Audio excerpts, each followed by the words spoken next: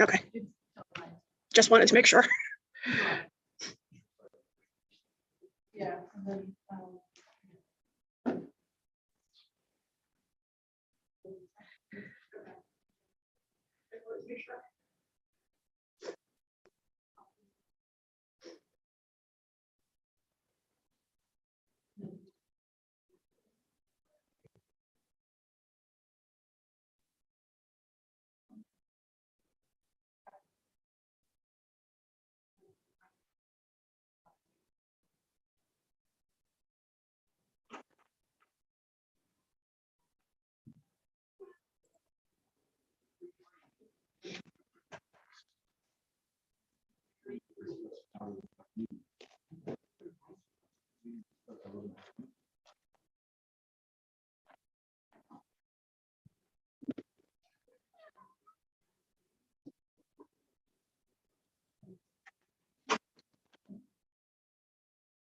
I had somebody else I was doing it.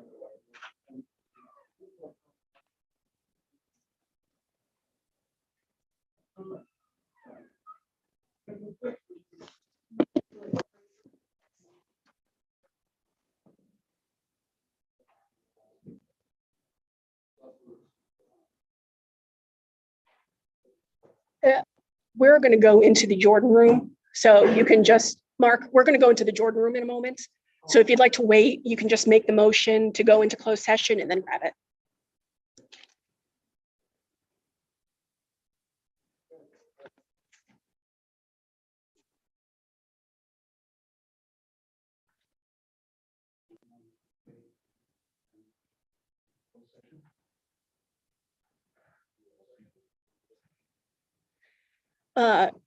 Board, manager, and town clerk.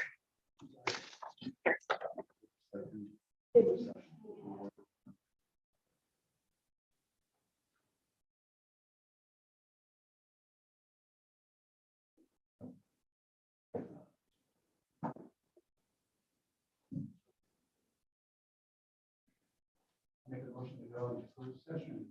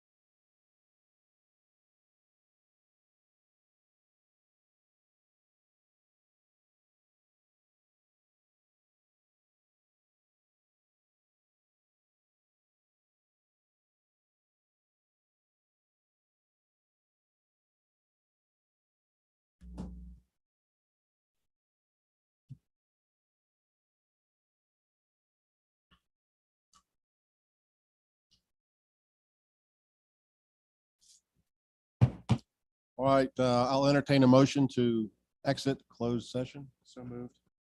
Second. Motion by Mayor Pro Tem McCool, second by Commissioner Whitley. All in favor? All opposed? We'll stand adjourned till 7 o'clock.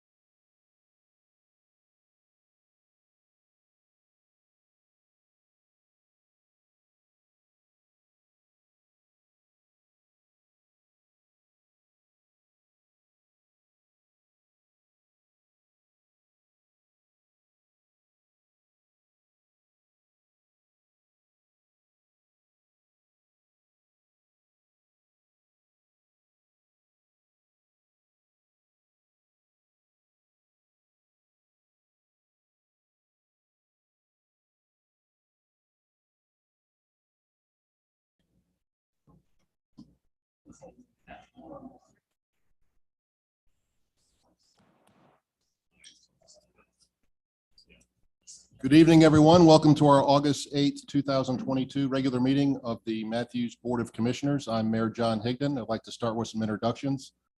On my left and your right is Commissioner Renee Garner, Commissioner Larry Whitley, Mayor Pro Tem Ken McCool, Town Manager Becky Hawk, our Town Attorney Charles Buckley, Commissioner Mark Tefano, Commissioner Gina Hoover, Commissioner John Urban, our Town Clerk Lori Canapino, our Planning Director Jay Camp, and our Communications Coordinator Maureen Keith.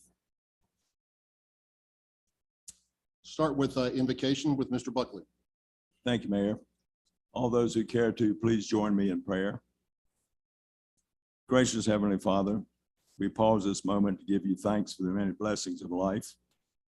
We ask that you be with this board tonight and give it the courage and the wisdom to make the just and right decisions for your people, the people of Matthews, recognizing that their decisions not only affect today, but all of the tomorrows to come.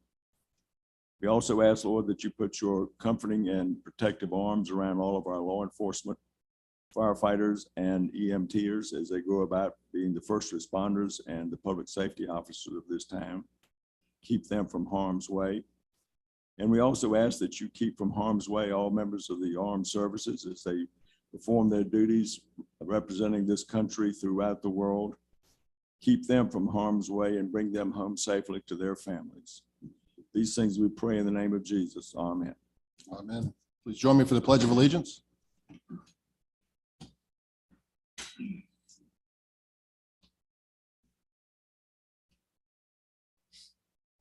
Allegiance to the flag of the United States of America, and to the republic for which it stands, one nation, under God, indivisible, with liberty and justice for all.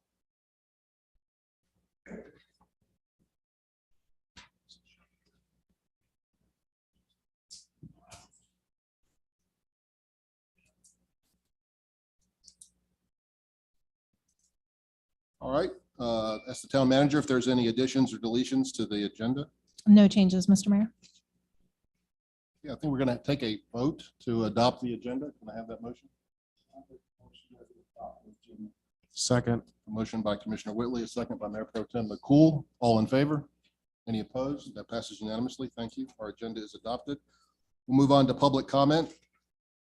Anyone who was registered in advance will be able to speak first, and after that, anyone in the audience who would like to speak can approach the podium. So we'll start. We have one gentleman signed up, Daniel Jackson.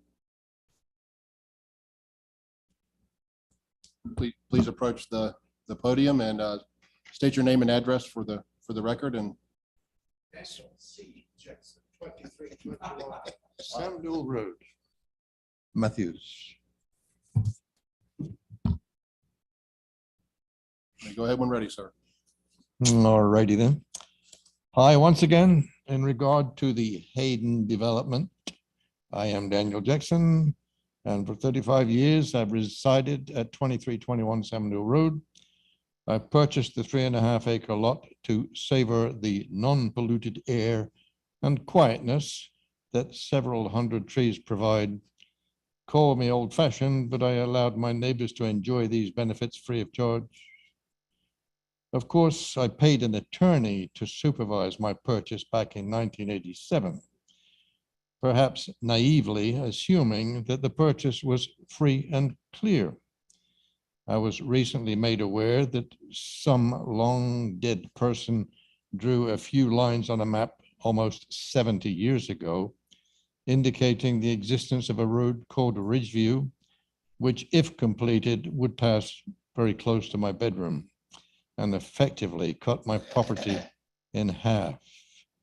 I called the attorney and was told she had retired, but I should leave an email. I did and was ignored. I thought all along that I would be permitted to spend what time I have left here on my private Sherwood Forest, along with my maid Marion over there. Nobody knows who she is, right? Robin Hood and all that crap.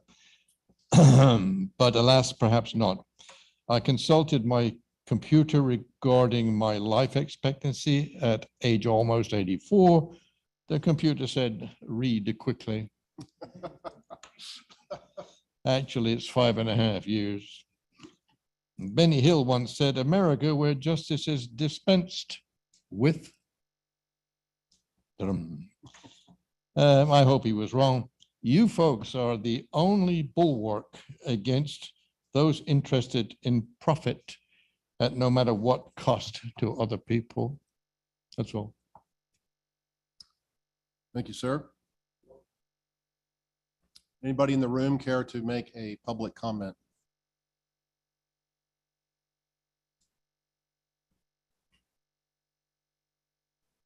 Please approach the podium and give your name and address for the record. You'll have 4 minutes to speak. My name is Hope Greer. I live at 9023 Boyd Drive in Matthews.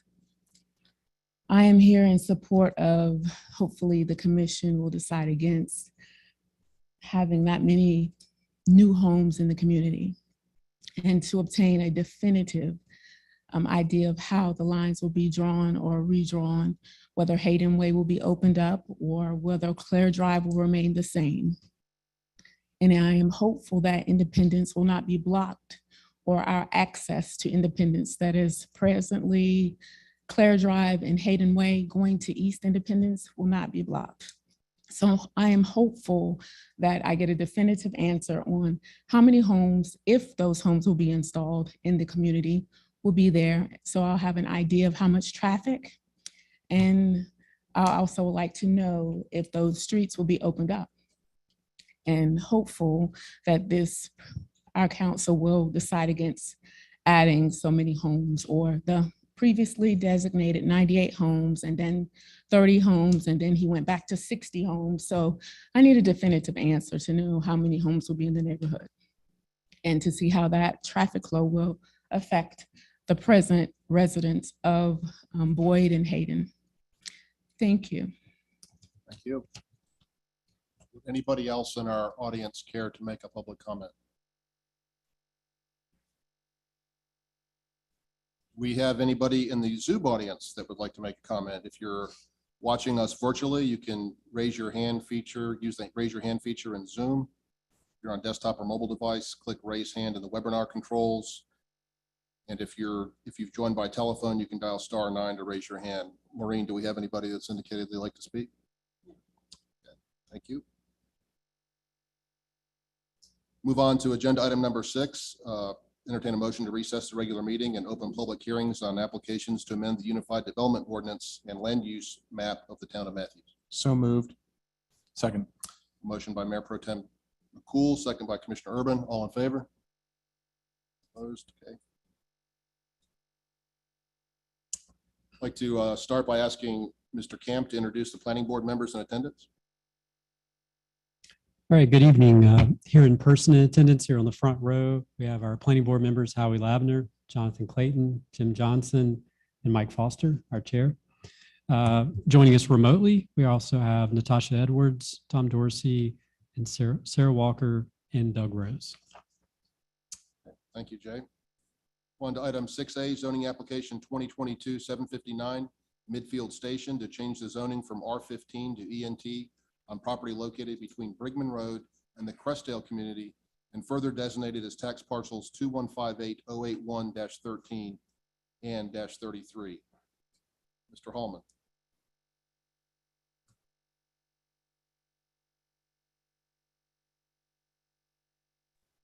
All right, thank you, Mayor. So bear with me, I am remote tonight. Pulling up the memo on my screen. Right, so this is the rezoning for Midfield Station. This is directly south of the Briley apartment complex that was developed a few years ago. They are requesting a continuation to September 12th for their public hearing. They're finalizing a few things related to the Cat Silverline station location and a few things that are for the TIA. The staff does recommend the continuation.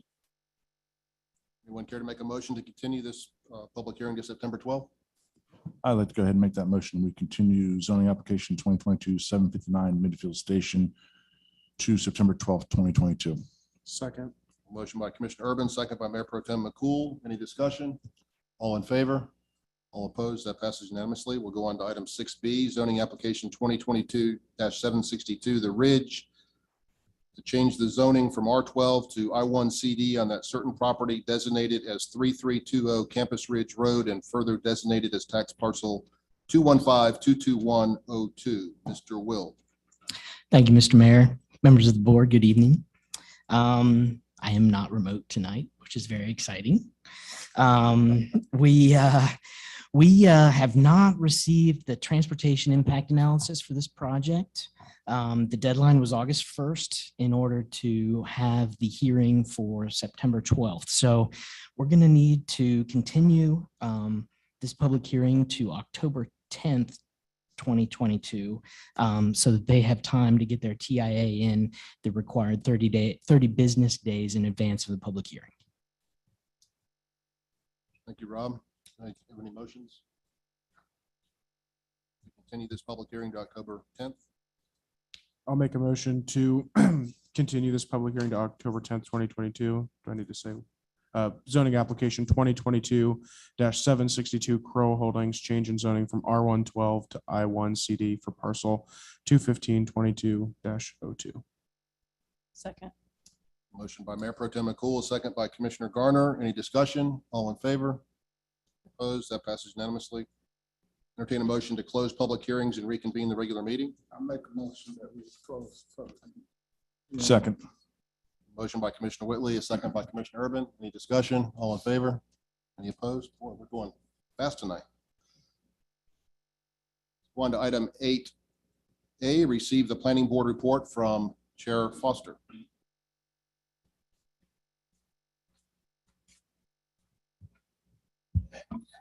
Good evening, Mr. Mayor. Excuse me. Board of Commissioners and Planning Board members, both here in person and online.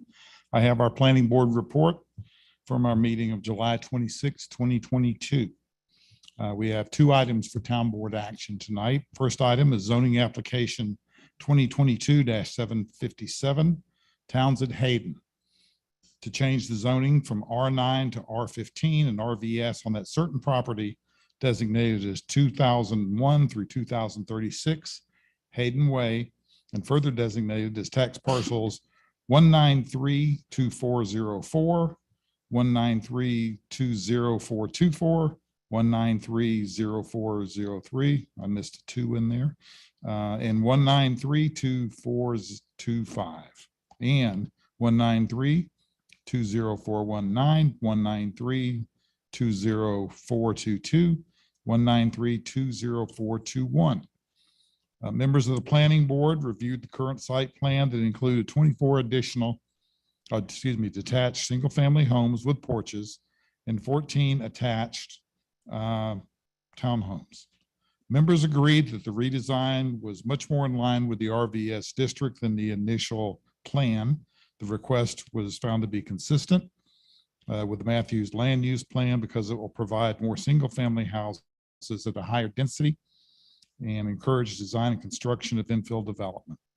The request was found to be reasonable, that it provides for compatible land use and connectivity. The motion to recommend approval was voted unanimous, to be unanimously approved.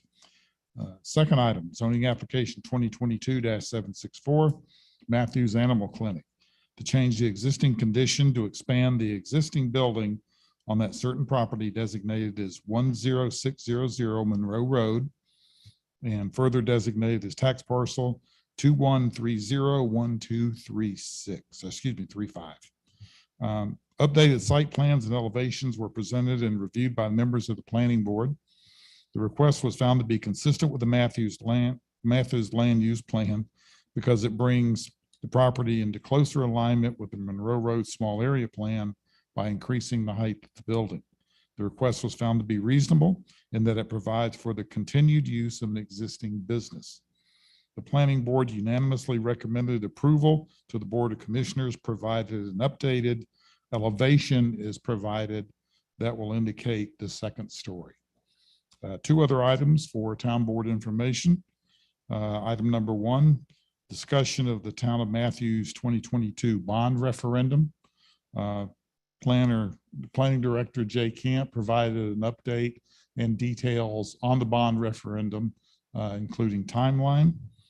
And number two, discussion of the bird scooters, an update.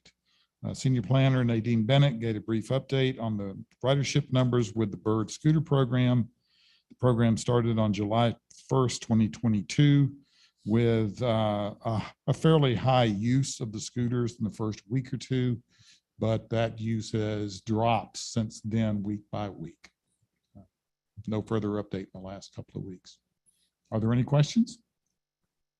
Just curious if you or anybody in the planning board have personally received any commentary about the bird scooters. I have not. The only things I have seen, frankly, are on the web, like Nextdoor. And I would have to say is, Nextdoor has its pluses and minuses, in my opinion, to say the Yeah, least. right. I didn't see anything positive. Anybody else on the planning board have any comment on that? Are there any other questions for Mr. Foster? Okay. Thank you, sir. All right, thanks. Move on then to item 8B1, zoning application 2022-757, the townhomes at Hayden, to change the zoning from R9 and R15 to RVS on that certain property designated as 2001 through 2036 Hayden Way tax parcels. Mr. Will.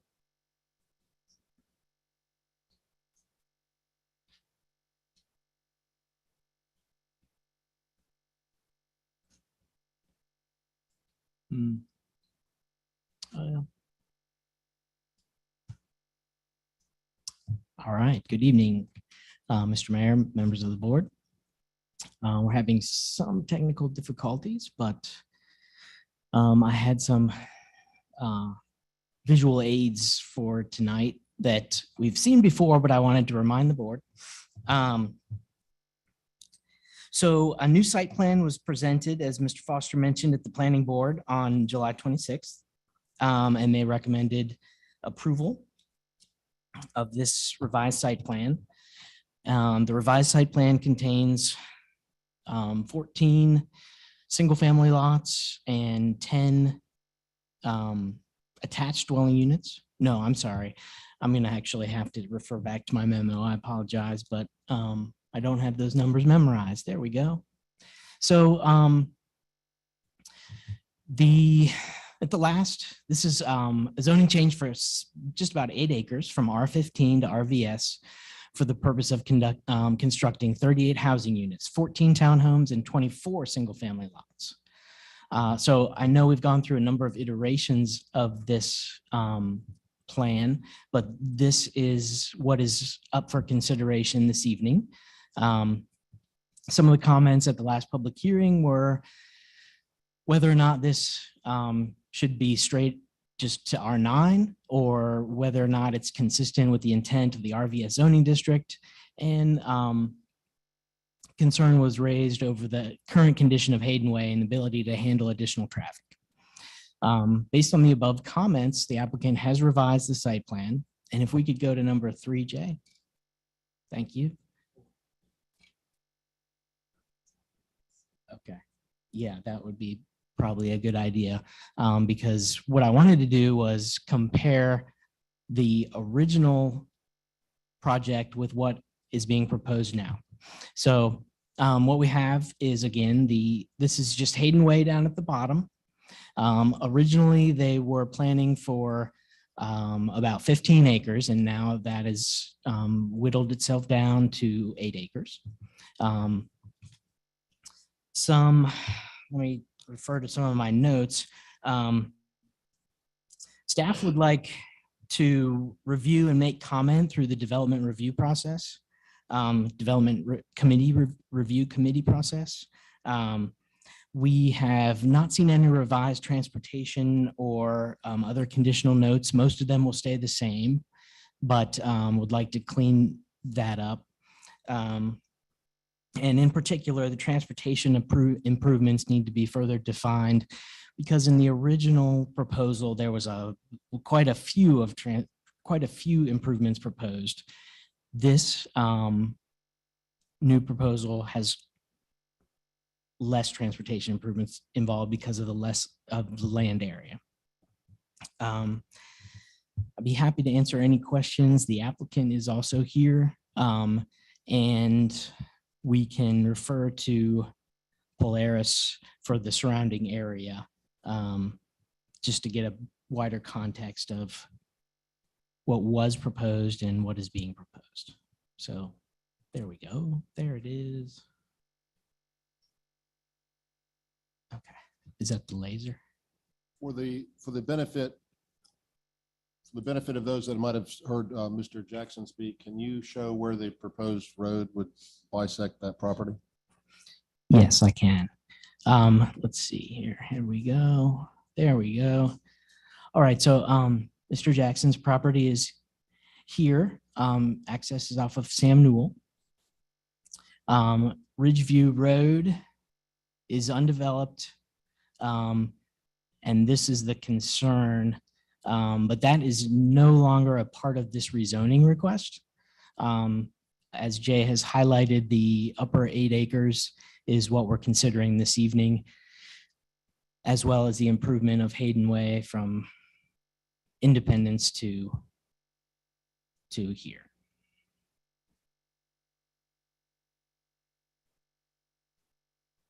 Thank you. And one of the public speakers asked about the number of homes that were going to be built. If we clearly define that.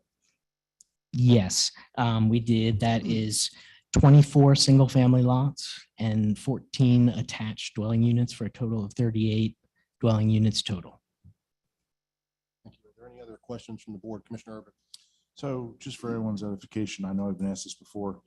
Who is on the team for the Development Review Committee? Who are all the players? Oh, yeah, that's a great question. The players are department heads. So it's a staff level review. So we have department heads, including Public Works, the town engineer, our transportation planner.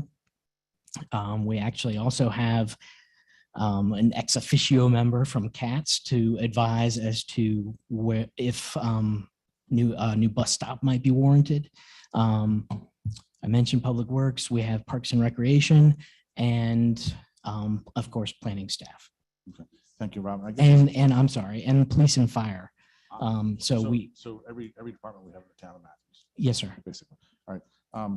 Just as a follow-up on this one, I think the mayor is spot on. You're sort of reacting to some comments that took place tonight. I'd really like to sort of see maybe between staff, the petitioner, and the public that's interested, Ms. Greer and Mr. Jackson, to sit down and maybe go through the developmental changes of this thing and answer all their questions, because it's been a moving series of puzzle pieces. And my new coin phrase will be compassion and communication. We've got to give compassion to the people who live there all their lives, and we need to communicate with them very, very well and effectively so they understand what's going on. Because I think right now, to Ms. Greer's point, she doesn't know if it's 10, 15, 20, or 40. And to Mr. Jackson's point, it's sort of like, well, you're talking about north, you're talking about south, you're talking about road, you're talking about that road. I really want to make sure that the folks that are being impacted potentially by this petition are thoroughly versed. And should I pick up the phone and call them, they say, yes, the town has done everything they can to answer my questions. Okay. Yes, sir. Commissioner Hoover? Okay, yes, I would like to question, and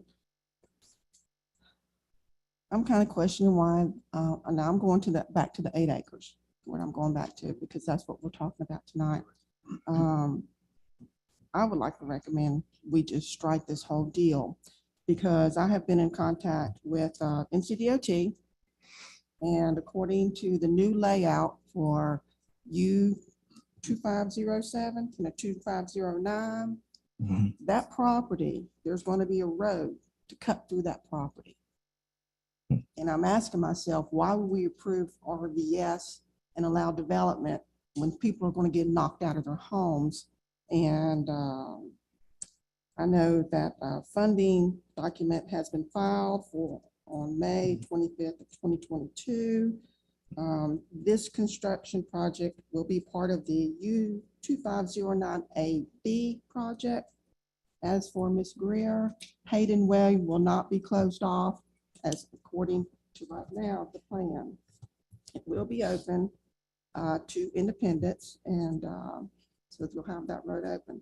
But my concern is you've got this big road coming across here and interchange. This is all the property that's currently they're wanting to develop on this 8 acres. So I don't understand why we would even approve something like this and then knock people out of their homes, because the right-of-way acquisitions, I'm not going to disclose because it has not officially been approved yet, but I know they're coming soon. And I know according, if it's approved, the construction will be starting soon as well. So it's kind of like as soon as they build these things, these people will lose their homes. So in my opinion, I think this needs to be just voted down. Removed. Rob or Jay, do you have a comment?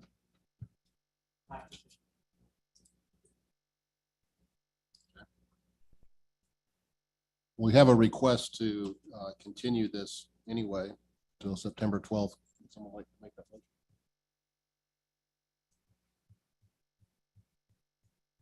Or if there's further discussion, that's fine as well.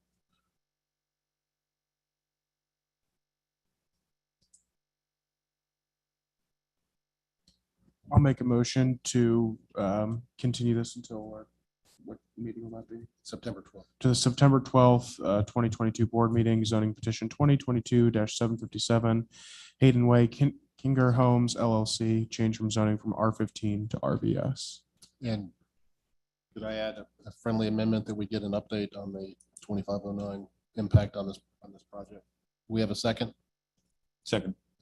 Motion by Mayor Pro Tem McCool, second by Commissioner Urban. Any further discussion? All in favor? That passes unanimously. I'm sorry. That does not pass unanimously. With Commissioner Hoover standing in opposition. All right, thank you. We'll move on to the next one. Zoning application 2022-764, Matthews Animal Clinic, to change the existing conditions on that certain property designated as 10600 Monroe Road and further designated as tax parcel 213-01235. Mr. Hallman. Thank you, Mayor. Again, just to recap, this is for 2 additions to the Matthews Animal Clinic. One is for the largest portion is for the rear. And then there's also going to be a small front portion. It's about 400 square feet. Since the public hearing, the applicant hasn't agreed to install a 10-foot multi-use path along Monroe Road that would have an 8-foot planting strip attached to it.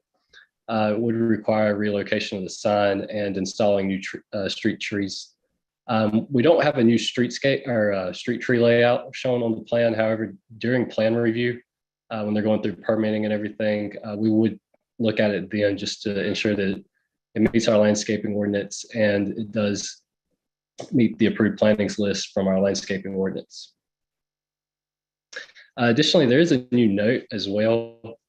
In the rear of the parking lot, they are requesting future cross access with the daycare next door. And then we can take a look at that when we scroll down to the site plan.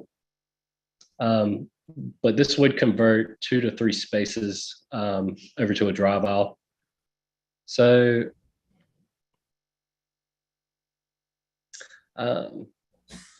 trying to figure out how to describe this without a pointer. So yeah, in the rear of the parking lot, there's a little arrow. It would be like straight back from the drive aisle.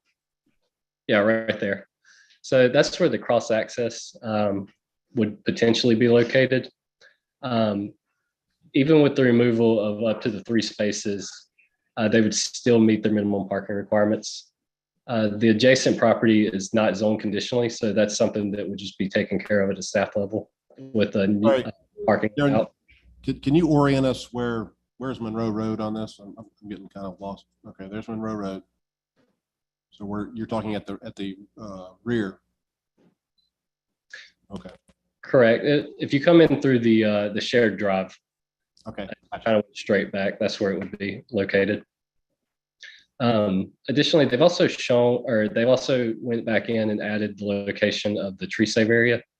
That's the hash marked area in the bottom corner, or very bottom corner. That does extend past the existing tree line. So none of those rear trees would be removed during construction, and they would actually be saved. Staff does recommend approval at this time.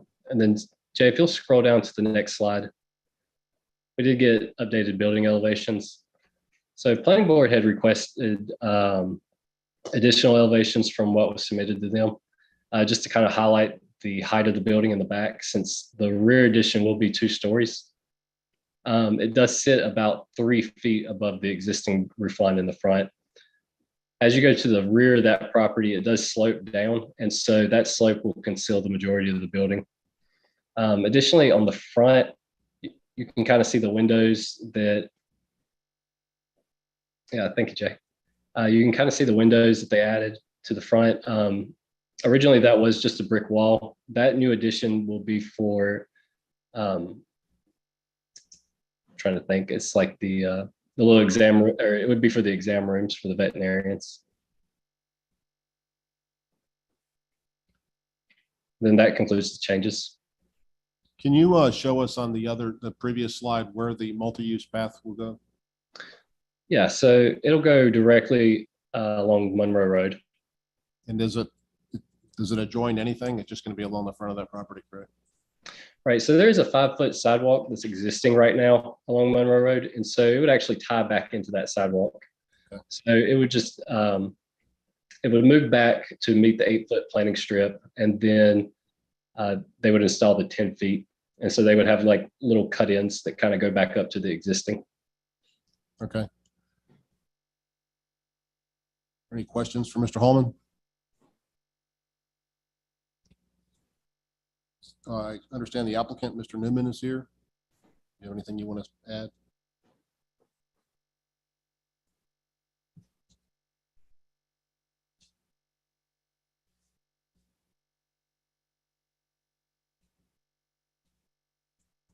Thank you. Good evening, Mayor and members of the Board of Commissioners. My name is Michael Newman. I'm with MDV Engineering, the civil engineer for the project, and also have the owner, Chris Bratter, is one of the veterinarians who's practicing with the facility.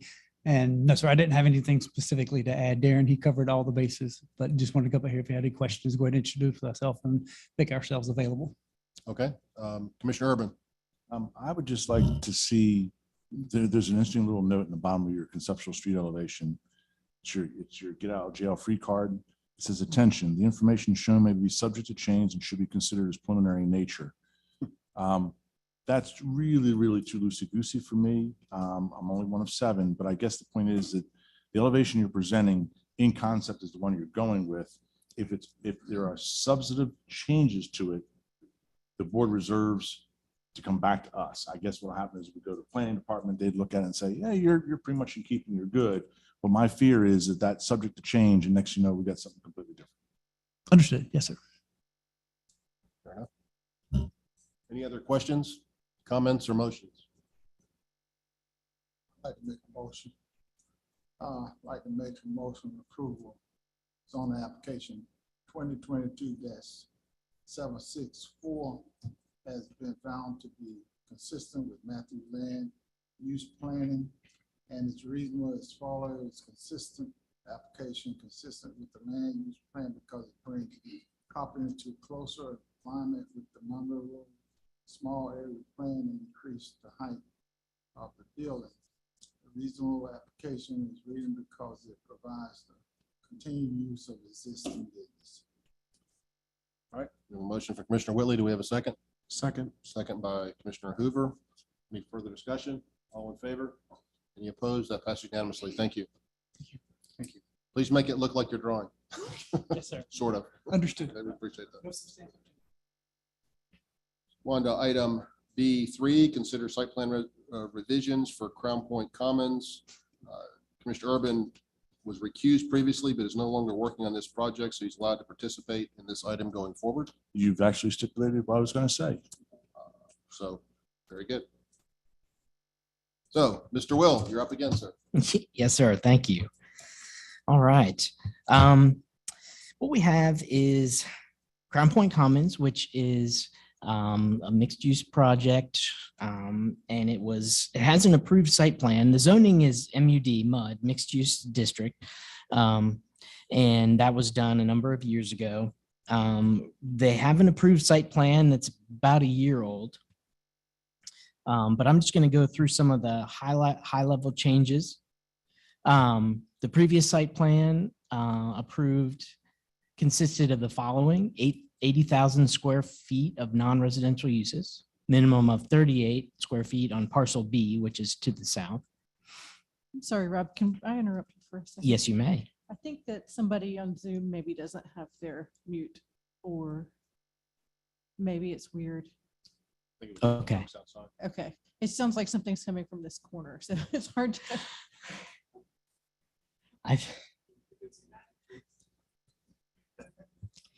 No, I think it was some discussion out in the lobby, but I'm not sure. Okay, we'll try this again. So it's 80,000 square feet of non-residential was the original, is the approved plan, and 300 multifamily dwelling units. So the new site plan consists of 38,000 square feet of retail, and 110 residential multifamily units on parcel B, which is, we'll see to the south, and 240 residential multifamily units on parcel A, which is to the north, which we will see. The new site design is more divided than the previous approval. Parcel A and parcel B are not connected to each other than pedestrian connections. So this is some precedent imagery of the approved plan. And if we go to the next slide, which is some more precedent imagery, character imagery. Then the third slide, this is the approved plan, which you can see Crown Point Commons Drive is the sort of part of the parcel A. Parcel B is to the south. There is a boulevard sort of look to this plan. The new plan is somewhat different. Let's see if we've one more, Jay. Thank you. That'll work. Somewhat different. They do not have the pedestrian, the vehicular connection between Crown Point Commons and the lower parcel.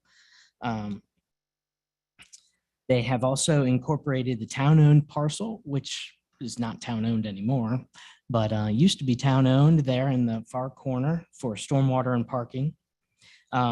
Precedent imagery in the previous plan, they contemplated, as I mentioned, a pedestrian-oriented residential and mixed-use boulevard. The proposed plan is somewhat of a step back from that previously approved plan, and staff would like the chance to further evaluate the proposed plan through the development review committee process, which, as I mentioned previously, is department heads and staff comments, so that we could provide a more comprehensive set of comments to you, the board. And these are some of their architectural renderings for the residential. And then this is the final slide is an office rendering. If you could go back to the first page, Jay, just real quick. I want to remember what I couldn't remember what my recommended action was, but I wanted to let everyone know that we are recommending deferral of the initial of the review of the proposed site plan to the development review committee, which will be meeting on August 15th. I guess that's a week from today. And a member of the applicant's team is here this evening to answer any questions, but I'd be happy to tackle anything that the board may have for staff. This seems like a very significant change from what was initially presented. At what point does this have to be totally scrapped and start over? Well, since it's not a rezoning, it's just a site plan approval. Right.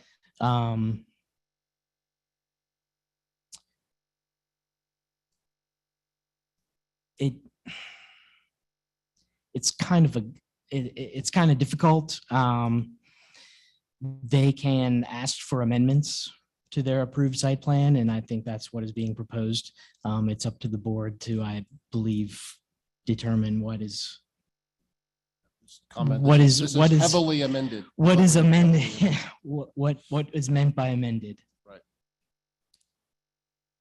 Comments or questions? Motions?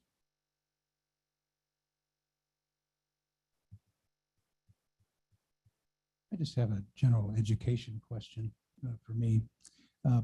So when you say site plan approval, that means that these particular parcels are already zoned and according to it's by right sort of thing.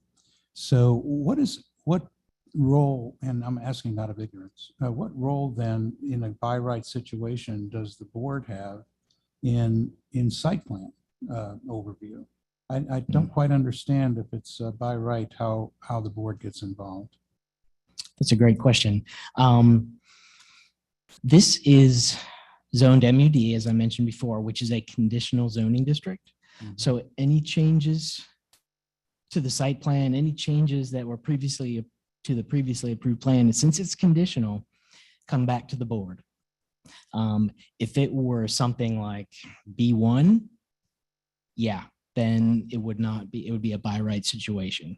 But since MUD is a conditional zoning district, changes come back to the board. Thank you.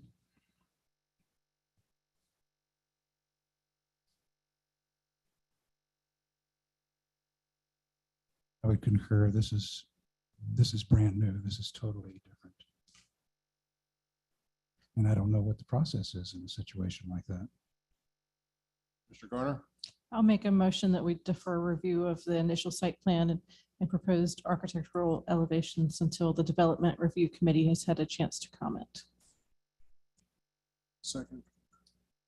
Motion from Commissioner Garner, a second from Mayor Pro Tem McCool. Is there any further discussion? All in favor? Opposed? That passes unanimously. Thank you. We'll move on to the next one, administrative amendment for Township Park Retail Center at Sam Newell Road and Lyle Cruz Circle. Mr. Will. Yes, sir. Thank you very much again. This is rezoning that was approved in June. They are required to come back for elevation approvals per that conditional rezoning. Staff has provided a few images of some other proposed bank branches to show that they can be customized and creative. Those are a part of your packet in the next couple pages in the memo. Staff's not saying that we would like to duplicate these examples, but rather make sure the board is aware that we must approve something that's unique to Matthews, especially for this gateway into town. This is the proposed elevations for the bank branch. And then they also have some elevations. It's a four-sided architecture. No, you're good. Then they also have elevations for the retail center, which is 9,200 square feet. Again, four-sided architecture. And staff's recommendation is for the board to discuss, and if there are any changes, amendments, or modifications, or the board is happy with the elevations, make a motion to approve. Oh, I almost forgot about the landscape plan. They also had to submit a landscape plan, which we have reviewed, staff has reviewed, and is compliant with Section 6 of the UDO. So staff is comfortable with the landscape plan. Commissioner Urban. This is the ongoing, I need to recuse myself because my office building is right behind this parcel. Okay, Thank you.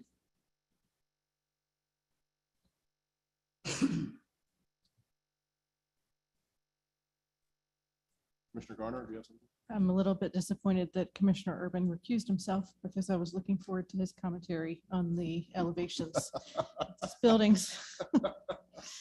I think that, well, speaking solely for myself, I was hoping for more on this corner. And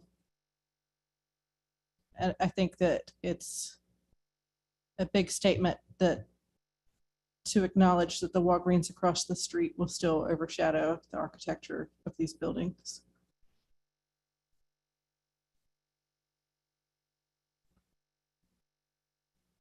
Any other comments? Commissioner Tufano? Yes, it's just, I agree, the elevation is very disappointing.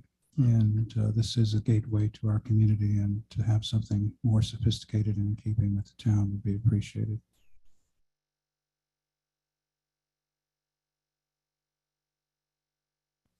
I concur with that. I find them pretty unattractive for something that's a gateway to the downtown area.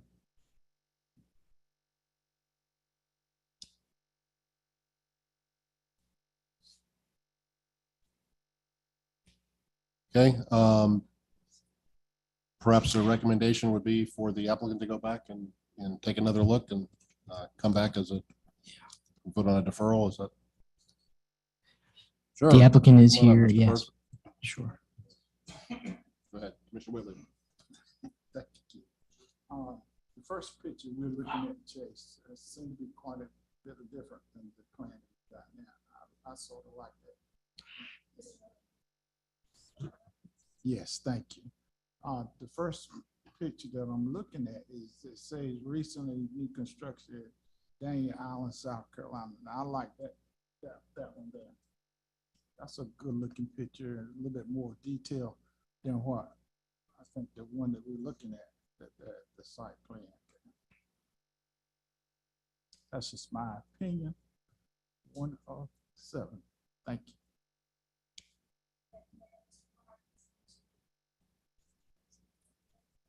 Yeah, sure.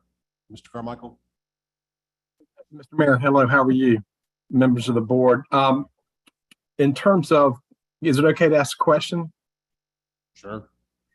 And to get a little direction from the board, are there, what sort of things are you looking for? And are your comments right now directed, and I'm just assuming here, and I apologize for that, only to the bank branch at the corner, or do they also reflect views towards the retail building that's a little further down in Rob's presentation?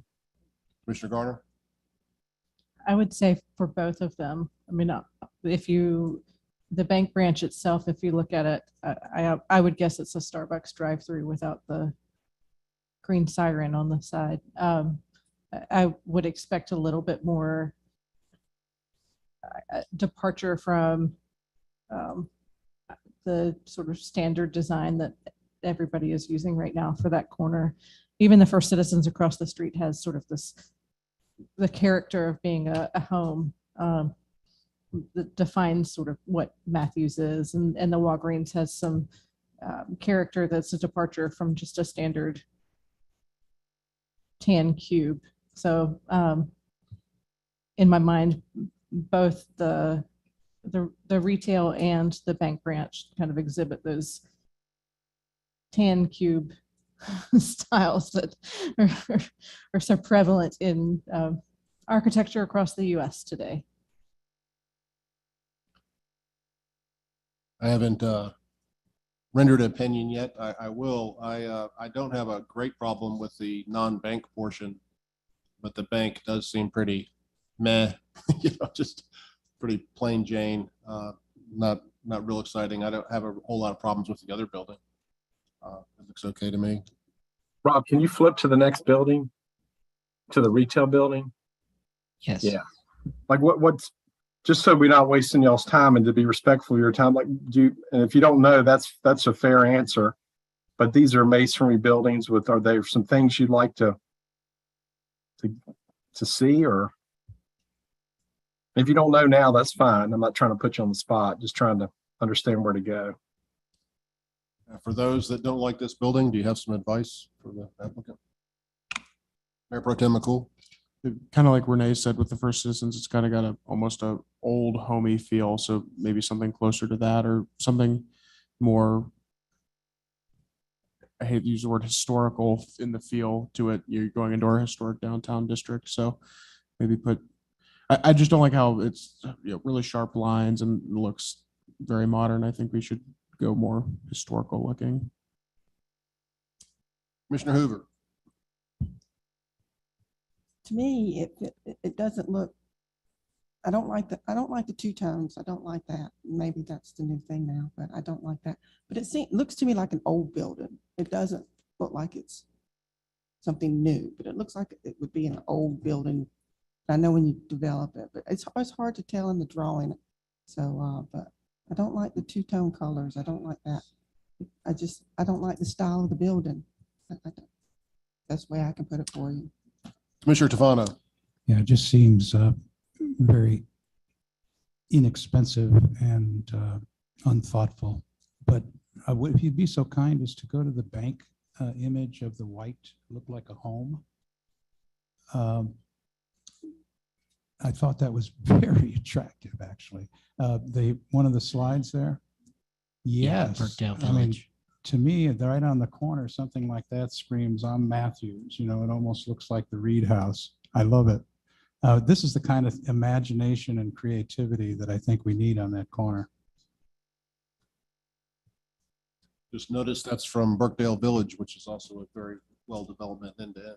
It's Yes. Very nice. Yes. This really reflects, I think, more of what Matthews is about.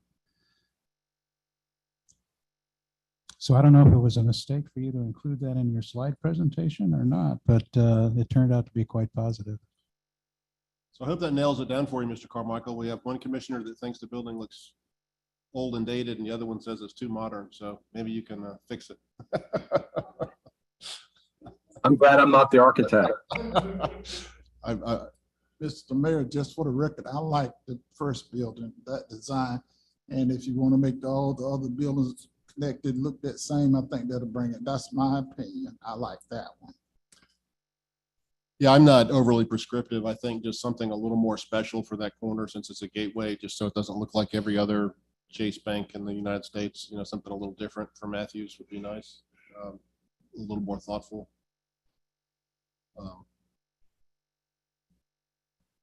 Do you have any questions?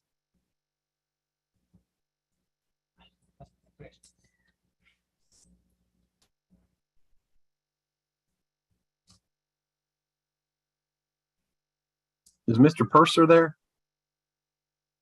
Yes. And he, do you have any comment, Mike? I mean, Jay, by chance, do you have the rendering that we sent on the last rezoning? Because we had this building as a more modern, and we were asked to go to brick, which was this building. And we have a picture of it in another location with an actual picture, not a dumbed down elevation that we were told to go to. Now I'm being told to go away and I'm kind of lost. But if you can go to the June presentation, they pulled one of their buildings from somewhere. And it should give you at least a picture of the final product as opposed to a architectural drawing that can be a little bit more difficult to interpret.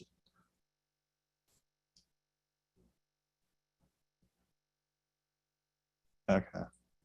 It's go to the very bottom. It was one of the last things. So that building, the two buildings on the left are the image that this was meant to. These are the renderings of that.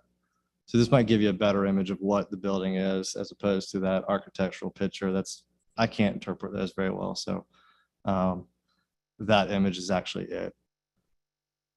And then the multi-tenant building, we directed the architect, who's the same one that's been working on the medical, to kind of do something that would blend, if that medical building behind us ever got incorporated, to blend in what they were doing there with what this Chase Bank was presented as here, thinking that was kind of the direction I was intended to go. And so Yeah. that's where the brick, but a little off color so that it wasn't identical, but they could kind of transition and yet tie together.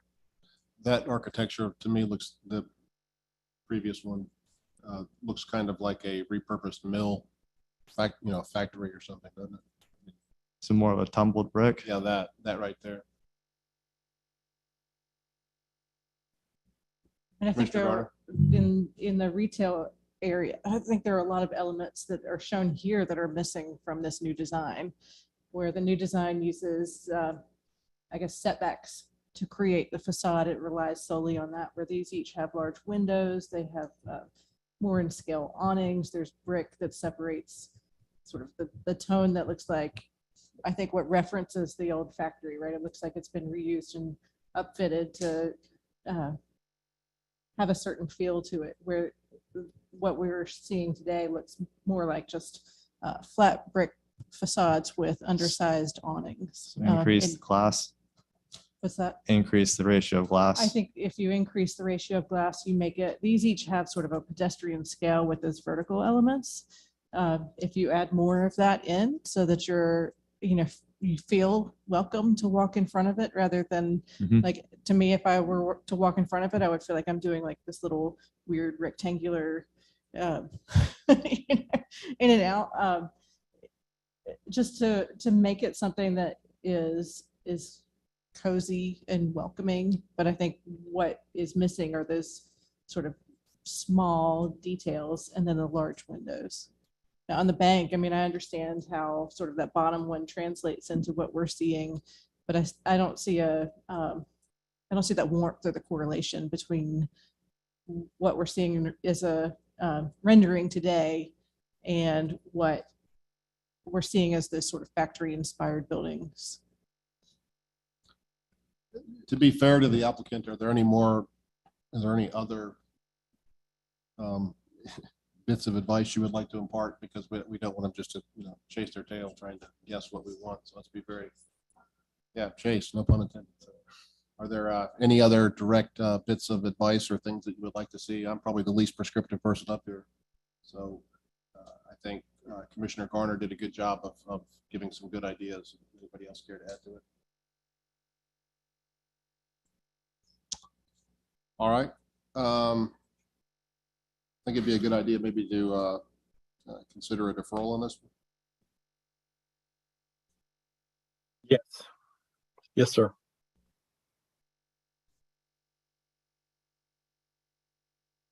Anybody care to make that motion?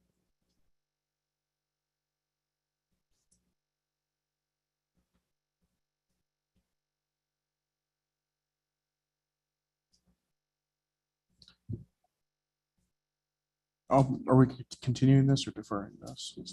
Continuing it. I'm sorry. I'd like to make a motion to continue this agenda item 2021-743 Township Park, the corner of Highway 51 and Sam Newell Road, until the September 12th, 2022 board meeting. Mayor Pro Tem has made a motion. Do we have a second? Second by Commissioner Hoover. All in favor? All opposed? That passes unanimously with Commissioner Urban in recusal, who now can rejoin us for the next item. Thank you. Thank you. Consider comprehensive and downtown plan vendor proposals and select candidates to interview. Mr. Kent.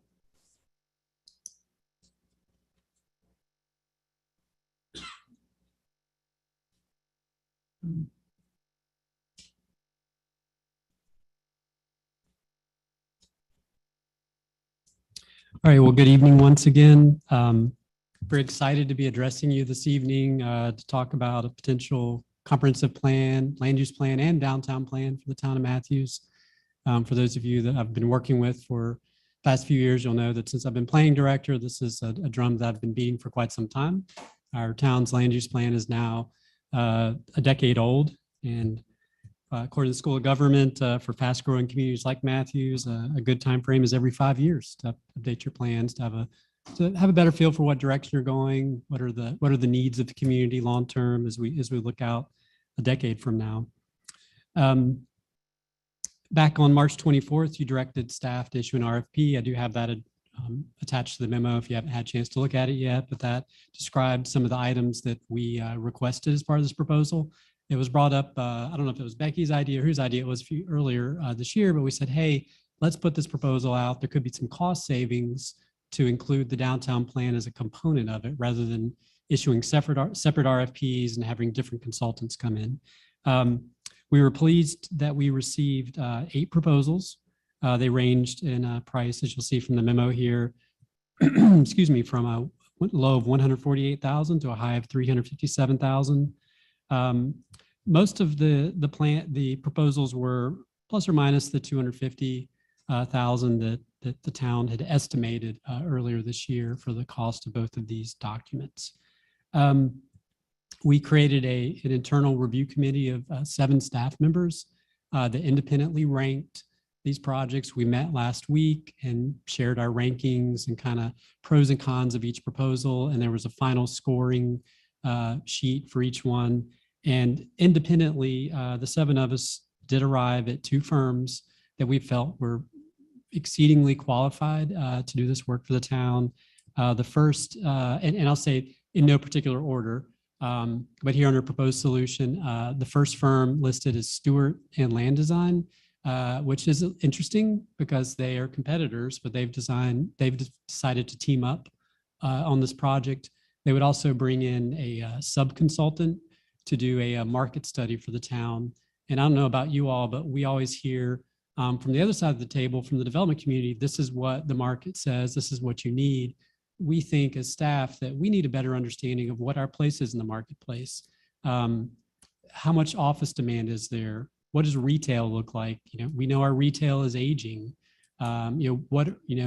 Most of our proposals these days are for multifamily and residential projects. So a market study would help us better understand our place in the general Charlotte area.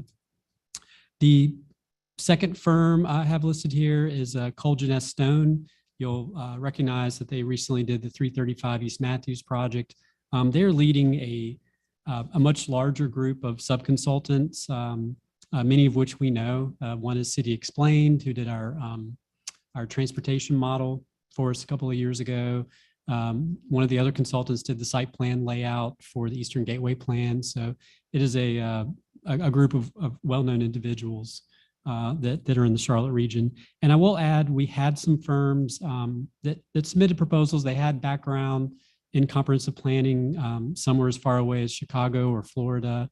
But it just so happens that the firms that ranked the best were here in our backyard.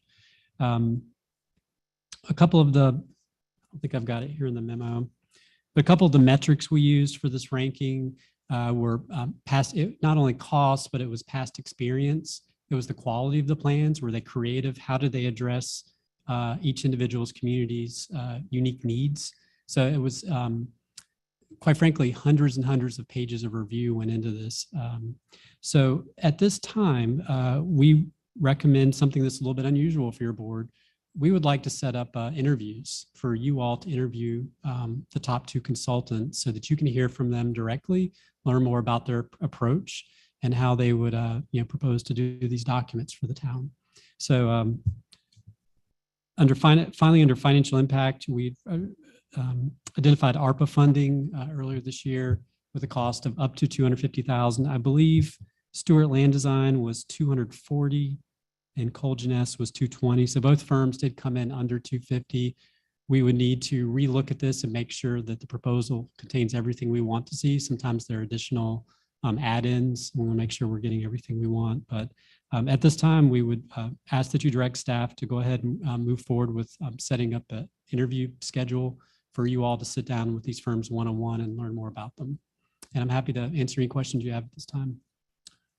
Mr. Tufano. Yeah, I have an historical question. The land use plan of 2012 and the master plan of 2013, how close today are we to what that plan actually proposed? So I would have to go back. That plan is very, the way it was designed, it's very specific. It goes kind of corner by corner. But I would say that there have been, Charlie, I'm trying to think about this.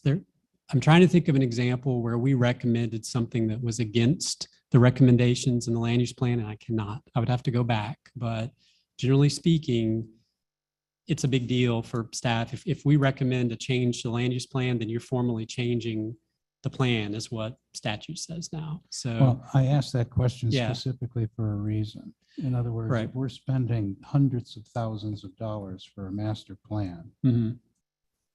how much do we abide by it? In other words, I haven't seen the 2012 or the 2013. I want to, if I saw that and took a look at what we have today, how close is it to that master plan? In other words, if we're going to spend this tons of money Mhm. and we're not ending up with a product that's close to what was recommended, what is really the value? So I mean, I understand technically what the value is, but if we just use it as something we should have without actually driving the development toward that area.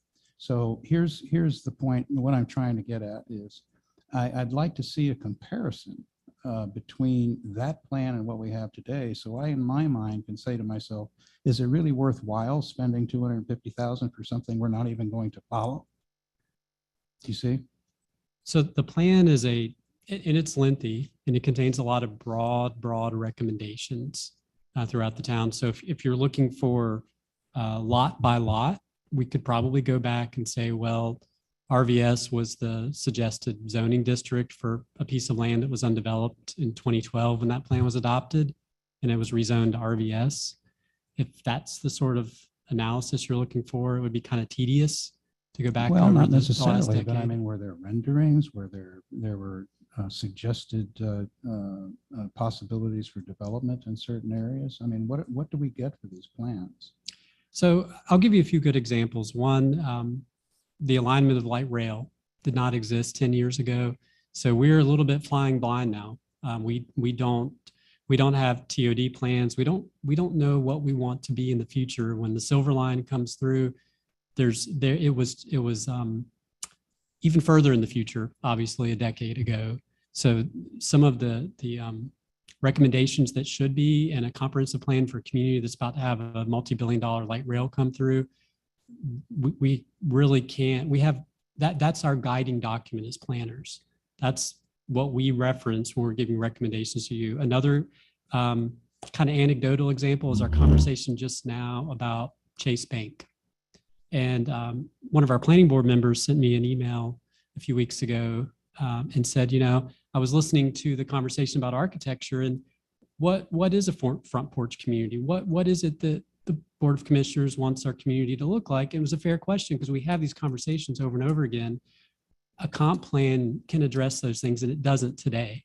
But if we are more and more concerned about community character, and we want to have standards for how a modern development on a prominent corner like that should look, instead of just sort of making it up every time we go through the zoning process, that's the value of a good comprehensive plan, that it's establishing the character you want in the future when your community is built out. I commend you and for suggesting that the board interview the firms, but I am going to make it a personal homework assignment for myself to actually pull up these plans and actually go through them meticulously like you were recommending. I want to see what we are doing with the money we're spending for these plans. Okay. So I'll get back to you. All right. I'm happy to sit down and look at it with you. All right. Thanks. Jay or Charlie, could you also speak briefly to Chapter 160D and the requirements to keep the comprehensive plan up to date in order to maintain zoning? So it's, I went into it just briefly there in bullet point number 2, but I don't know if we are going to have our ability to have zoning in the town removed, but the state statute requires you to have a reasonably up-to-date land use plan, and school government would consider our plan 10 going on 11 years old, most likely would not consider it reasonably up to date, given that this is not a stagnant community that we continue to see rapid growth. Now, has there been a test case where that's been challenged, but it is a statutory requirement that it be up to date. the prior statute did say that we should have a comprehensive plan, but it was sort of silent on how often you needed to change it. Right. And 160D now puts some, shall we say, it does put some limits on it that you need to have them every 7 to 10 years. You need to have them updated. And, you know, it's an iterative process, something that was not so much an issue, but that I've referenced to you all that we should be aware of is, quite frankly, the aging of a lot of development in the town. You know, US 74 really boomed in the 1980s. A lot of the so-called power centers and big box centers are starting to show their age. And a lot of communities start to look at strategies for how to keep those really vital aspects of our tax base up and running so that you don't have, you know, blight, essentially. It's something that we really have had the luxury of not having to worry about for the past several decades because we've been grow. But now that some of our developments are aging, we should be looking into the future and how those sites might be adaptively reused, like Elevation Church, or how they might be totally redeveloped into a whole different concept. And if I may interject also, how closely the board actually looks at the comprehensive plan, which you should, and I'm not saying that you shouldn't, but in reality, most units of government, it's their staff who keeps up with it. So that's where it comes about, where during staff presentations on rezonings, where the staff will make a reference to, and that's why you have the consistency aspect requirement there to show that it is consistent with the land use plans and other plans and transportation plans.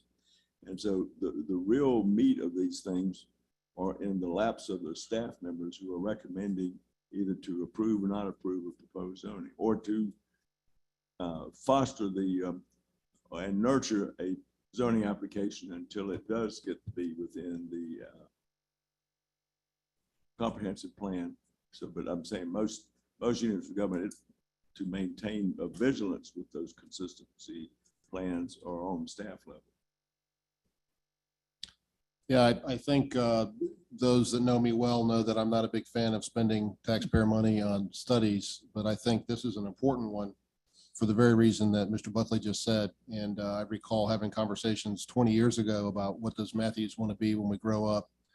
And I know that staff references these plans, particularly I'm thinking about what we foresaw as a likely end result for 74 and our parallel road system and things like that, and deciding how we were going to zone that land and how we were going to encourage businesses to be able to turn their businesses around if they had to face another side and things like that. So these are important, long, many year, sometimes looking things that require a comprehensive plan, in my view. I'm not a, the cost made me, hold my heart a little bit when I saw there was going to be $250,000, but I think it's money well spent. We need it because we need our staff to be well informed and to have experts look and advise what the best use of our remaining few spaces that we have to develop and the redevelopment. I know Commissioner Garner and I have often spoke about a lot of the big box areas that are falling into disrepair and are going to be obsolete soon. What do we want to do with those big hunks of big seas of asphalt with big boxes on them? It's an interesting question. Commissioner Hoover. Okay, I read every one of those. Oh, wow. Okay. I was going to ask you why those two, but when you said there was a little ranking thing you did, are you able to provide that so I can read that? I don't have it with me, but No, sure, that's fine. happy to send it to you. Yeah. I appreciate that. Thank you. Yeah, I would like that as well, Jay. Thank you.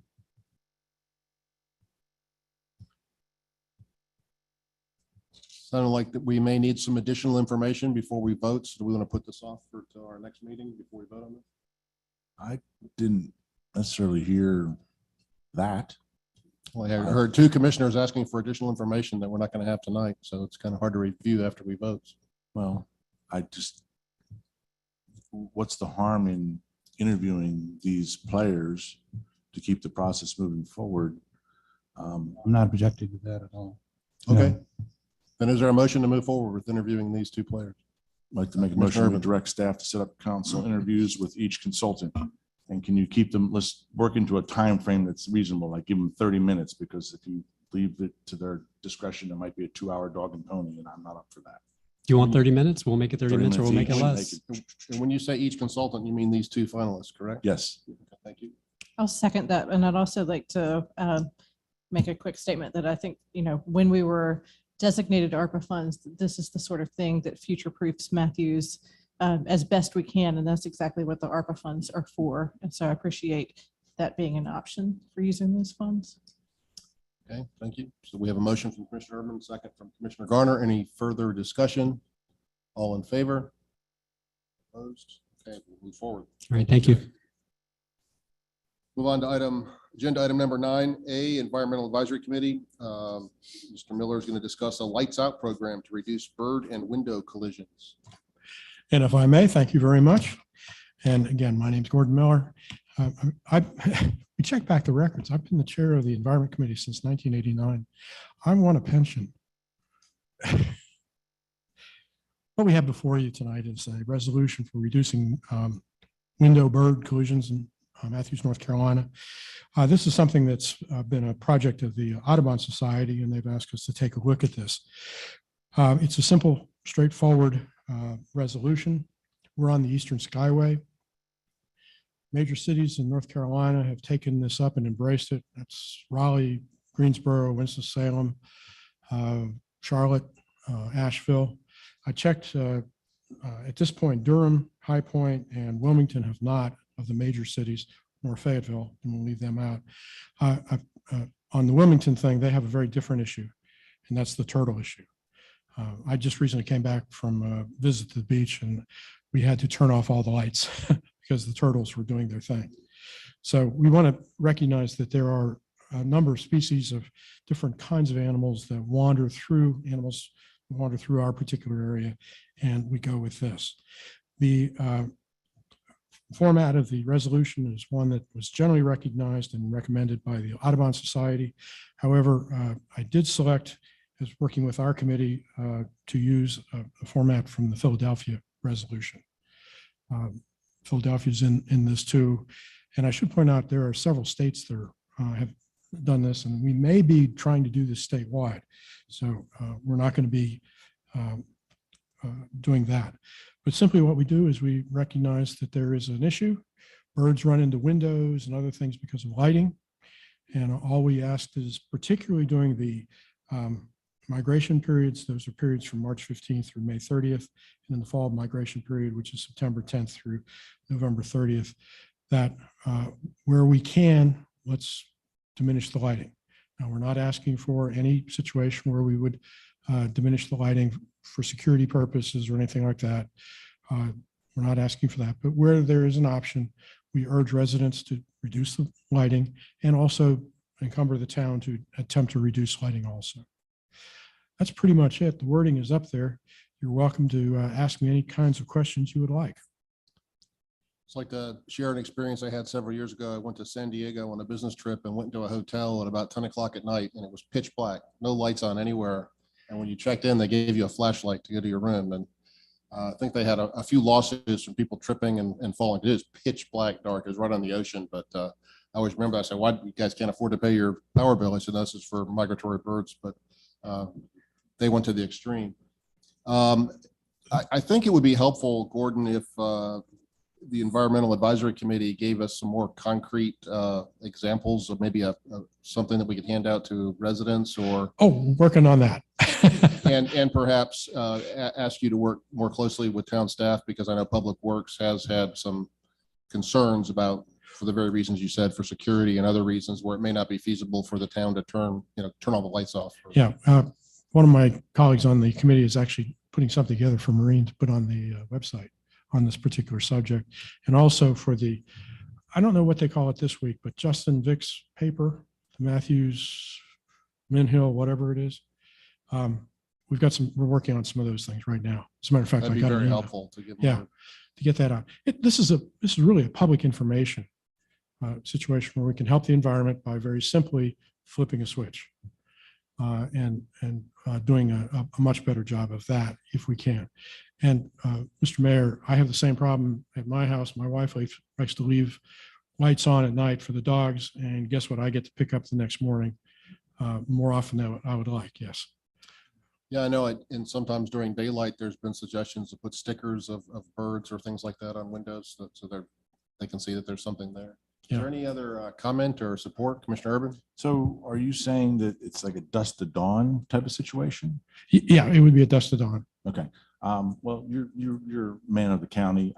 I would follow up with Louisa and the building department, because I know for a fact, you've talked about public safety. There are code stipulations for lighting now. I mean, like 1 foot candle in the parking lot and X, Y, and Z. So you'll have to work through that. Yeah, and we're not recommending any significant change there. We're recommending the option. Okay. If there's and Commissioner Urban, if there's an option for flipping light switch off, let's go ahead and flip the light switch off, particularly during the migration periods. Yeah. That's And the same thing would apply if we were to coast for I the just don't want turtles. anybody to start getting a notice of violation that somehow they're not meeting the foot candle requirements for the county, and then we got No. an oxymoron going. And the term that we've used is urge all residents and businesses to help protect birds by turning off all non-essential. And as far as stickers on windows, apparently they're working on the glass aspect of it, or have done a pretty good job. I don't know what they're doing, but it's something in how It said it's formula. Yeah, the formula on the glass. So it's a little different in terms of reflective. Yeah. So the bird sees that it's not an option. I'm not hearing any opposition, so can you guys work on this and bring it back to our next meeting, and we'll vote on a resolution Okay. at that time?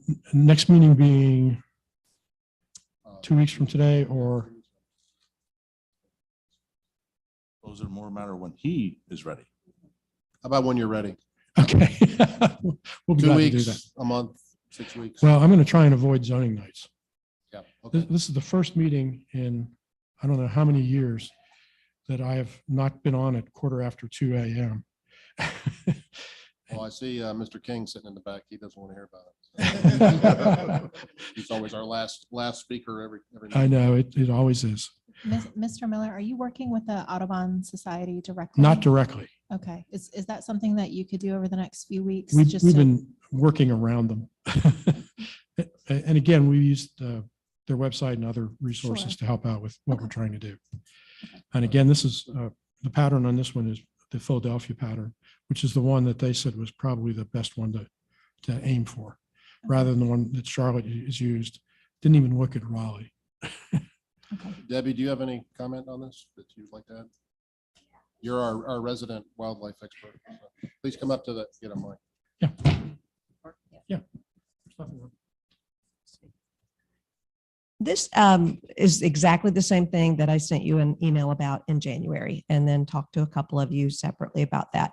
And it was spearheaded by Representative Rachel Hunt, who contacted Audubon and said, I'm looking at this across the country and in cities in North Carolina. Why can't Matthews and Mecklenburg and Charlotte do this? Darn good question. So some of us volunteered to work with her and to work with our town officials where we had contacts, as I do in Matthews. So that's why I reached out to all of you. To the best of my knowledge, Charlotte has not jumped on board with this yet. As of when? And I can't remember when. Okay, They're it's official in the website. all right. It's been a real struggle with Charlotte. That's why I'm asking that. This has been primarily spearheaded by Audubon. And again, it's not radical. They're basically asking for small concessions at certain times of the year. More than 200 of our bird species in North Carolina could go extinct within a fairly short period of time. So this is simply a way of protecting it. What Charlotte does have is 4 to 5 years worth of data where volunteers, one of them on the Appearance and Tree Advisory Committee, walked the downtown streets in Charlotte amongst the high rises about 4 to 5 a.m., well before dawn, picking up bodies of birds, logging the species, the location, all the information they needed. Then they donated those to the museum in Raleigh to be used for educational purposes. So they can tell you what birds are more likely to strike at particular times of the year, what species were involved in the highest numbers. It was quite interesting. One of the things that they told us is that the lighting seems to confuse the birds' GPS systems. They're migrating at night primarily, and so with uplighting, not necessarily with skyscrapers, even smaller buildings, 51%, I think, of the strikes occur in shorter buildings like we would have in Matthews. So if you're thinking, oh, we don't have skyscrapers in Matthews, well, you're right, but that's not necessarily a factor in this particular project. So I know that Audubon is strongly in favor of this across the board. Big cities across the country, in California, Chicago is an example of that, that they've implemented this, which is fascinating. Yep, he's got the whole list here. Yeah. So it's not something that can't be done on a larger scale, and we're not talking about a larger scale in Matthews, certainly. Great, thank you. Questions? I'm feeling some general love for this idea, so. Absolutely. Give us a little more concrete, what we need to do, and we'll vote on a resolution soon. And let me add one other thing. This was unrelated, actually, but we created the lighting ordinance a number of years ago because of concern of overlighting the community. And if you're, in space on the space station and looking down, is Charlotte or Matthews an overlighted community? And that was sort of a serendipity that they've kind of come together. Yeah, I think if any of you have ever been to a place that's truly dark, I went to the Philmont camp, Boy Scout camp with my son a few years ago. And when you see what the night sky really looks like without all the light pollution, it's really amazing. It's like, wow, this looks like the Smithsonian channel on TV or something. But yeah, you can really see everything when it's truly dark. And when we talked about that with when we did the lighting thing, I think, Charlie, you're the only one who was on the board or around the board at that time. Several people came in and commented exactly what you said, Mr. Mayor, that we have so much light pollution that we can pick out the planets, but we can't pick out much more. Yep. And if you go someplace else, it's a much nicer sky when it is clear. Okay, we'll get back to you. Thank you. Thank you. Have a great evening. Thank you, everyone. Move on to agenda item number 10, the consent agenda. Commissioner Hoover. Yes, I would like to request that we pull item A from the consent agenda. I would like to request that the clerk add some details pertaining to the promise of a written document concerning Lost Creek Road. Okay, clerk, you have that information? No, we haven't. Oh, okay.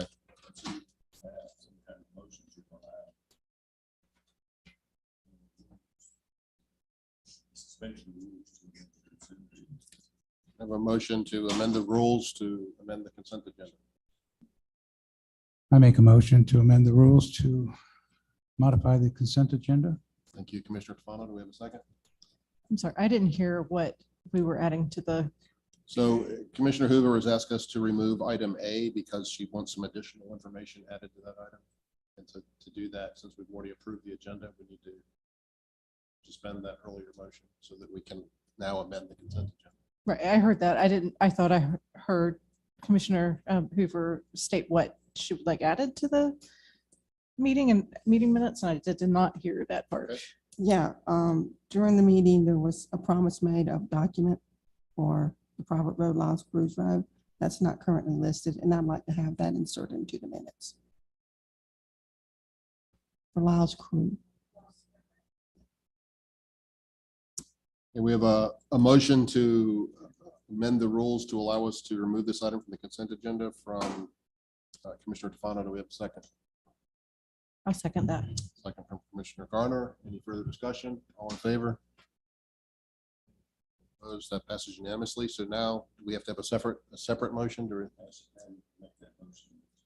Okay, Commissioner Hoover, would you like to make your motion again?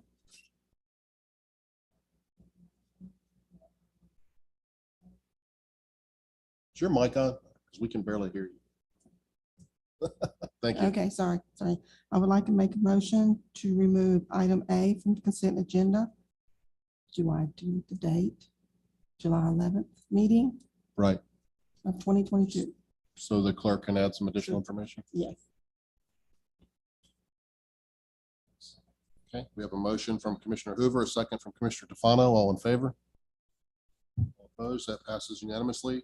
Now I'll entertain a motion to accept the consent agenda items B through I5. Second. Motion from Commissioner Whitley, a second from Commissioner Urban. All in favor? Any opposed? Passes unanimously. Thank you. Going to unfinished business, item Mr. 11A. Mayor, right quick, if I could apologize to the board for interruption of all that, but since the agenda adoption now is new, we might as well get it right now so that in the future this doesn't arise. So if someone wishes to amend something on the consent agenda, that should be done at the time of the adoption of the agenda. And I don't mean to be signaling anyone or singling anyone out here. I just mean to say, okay, this is a new process. This is where this would take place. Okay, thank you. All right, move on to 11A, discuss next steps for 335 East Matthew Street property. Mr. Camp.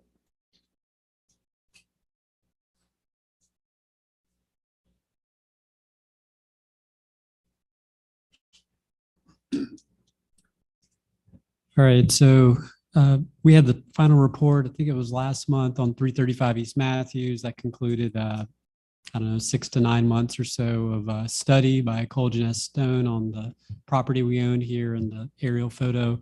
The plan that everyone rallied around was preservation of the home, of course, and the rendering, if you'll recall, and I have it here if you want me to pull it up, was a public space kind of to the right of the house on this image.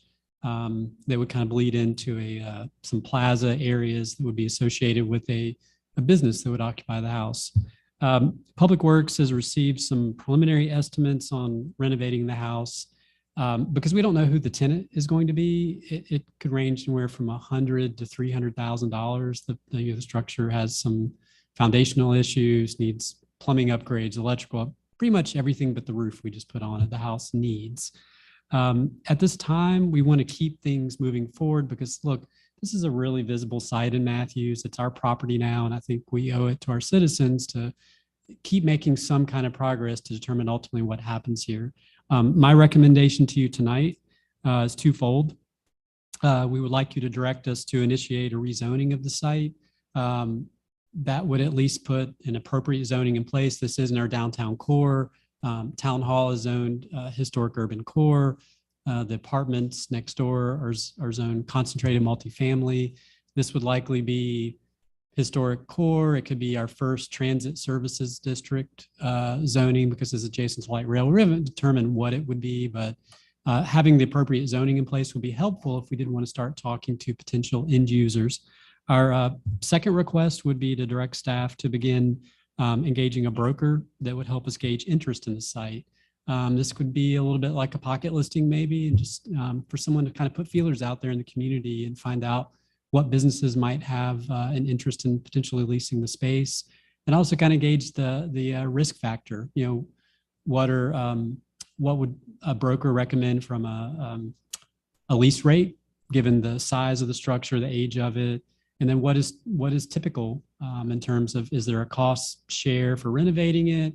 Is there an upfront upfit allowance? I mean, we have to look at this in a different light than we normally do as a local government, because we've bought some properties for future use. Typically, we just lease them out as residential property. So this is something different, and it's a little bit out of our comfort zone. So we think a broker could help us out with that process. The other option that I did not list here would be a formal RFP. I don't know that that's going to really reach down at a granular level to actual businesses, whether it be an ice cream shop or a bookstore or an antique store, whoever it is. We really need a broker that would have those connections and help us understand what the next steps might be. So that's a long way of saying those are the two items I'd like you to direct us to move forward with, and happy to answer any questions you have about the process. Any questions? I can pull the plan up again if you all want to see it. Mayor Pro Tem McCool. I'd like to make a motion if there's no other discussion. Commissioner Tefano. I have a question. Okay, sure. Yeah. So what's the end game here, Jay? In other words, when are we going to start doing something? Is there an actual date that you've set? to be determined. That's why we're here this evening. I don't want to see this property sit and waste away unoccupied. Dwellings deteriorate faster when they're not used, when there's no HVAC running. So right now the property is zoned residential. So the only use that could go in here would be, a single family residence. So the first step, let's rezone it so it's prepared, so that if a business prospect did come to us, that's one obstacle that's already out of the way. Let's say an ice cream shop wants to go in and they want to be in 3 or 4 months. At least that's one less thing to worry about, that you all have already rezoned it. And of course, you would still retain control of architecture, site plan, all of those things. And of course, we own it. But I think if we can find a good broker, that's where we're going to start making some headway. 'Cause otherwise, the property is going to just sit. Yeah, so that's why I asked the question. So what is like a definitive plan? So we rezone it and then 2 weeks later or within that period of time, we go out and start immediately finding people to give us bids for proposals for development. In other words, we can sit here and talk about this month after month, which we have. Mhm. I think it's time. I 100% agree with you. Yeah. Yeah. But it's also market dependent. Is that not exactly what we're doing? Yeah, it's exactly what we're doing. So We're trying to move fast by government standards. Okay. Yeah. We don't want this to sit. We don't want this plan to sit on the shelf. We want to create some action and move forward. Okay, just curious about what the next steps were after this step. All right. If once we begin working with a broker, happy to kind of bring you an update on what we're hearing from the market and from the community and interest, because quite frankly, some of the options were tear down and replace with a new building. The fact that this structure does need a considerable amount of work, that's going to factor into how much someone's willing to put in, what kind of rent term they're looking at. Is it 5 years, 10 years, 15 years? That's where a broker can help us out.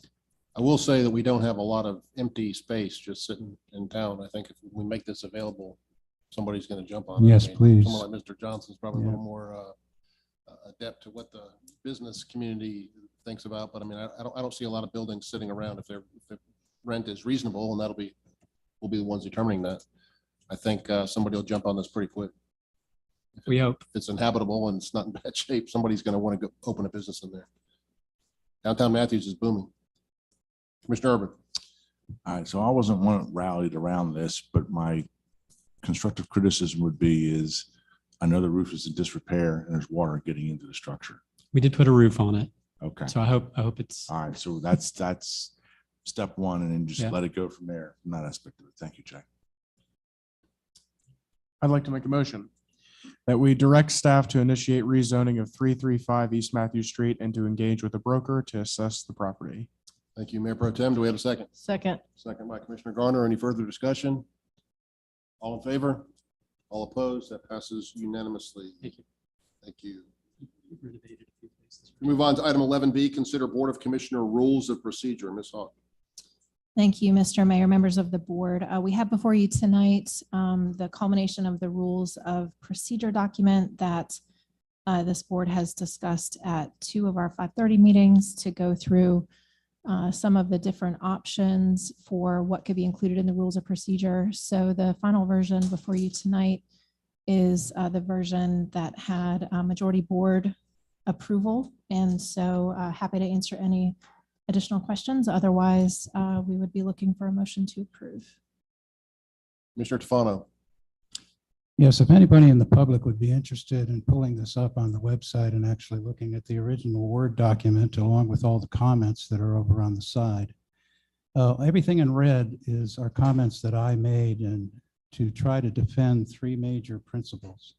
One was to protect the town citizens so that they will always have access either live or live stream to meetings no matter where they are held.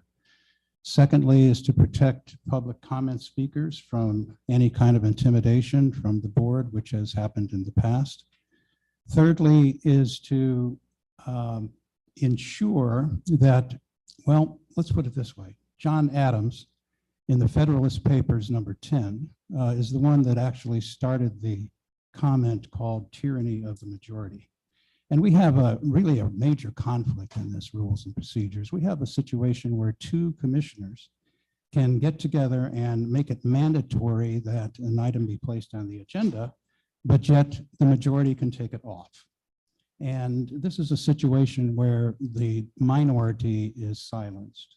So what I tried to do in all of these comments that were made, and every one of them was struck out, was to provide numerous protections to the citizens and to minority voices on the commission. So in my mind, I'm saying to myself, why in the world would anybody object to these things? And I haven't really come up with a reasonable answer for that. So I just wanted to make clear that for anybody that wishes to take the time to look at this document and actually read the comments, I'd like to have your comments made back to me on what you thought about it. And I thank you very much for the time. Thank you, Mayor Pro Tem. I'd like to make a motion to approve the Board of Commissioner rules of procedure as presented. I'll second that, but I would also like to make a comment before we move on. Sure. Commissioner Tufano, you've said several times throughout this process the phrase tyranny of the majority. And all along, perhaps after the first time, I started thinking about what you intended by that. And I understand. I think it's a pretty easy implication to make that the minority of voices are being silenced. But I think there also presupposes an idea of oppression happening by an intentional majority to silence a voice. And I have to say that I kind of take offense to that. So, you know, I brought up the rules of procedure in the planning board conference or prior to that, so that when new commissioners come on board, they have a set of documents, a set of bullet points to look at and understand the necessity of a board vote for something to go forward, that an individual commissioner cannot push an item forward by himself on his own. I'm referring to him as a historical grammatical reference rather than a gender implication.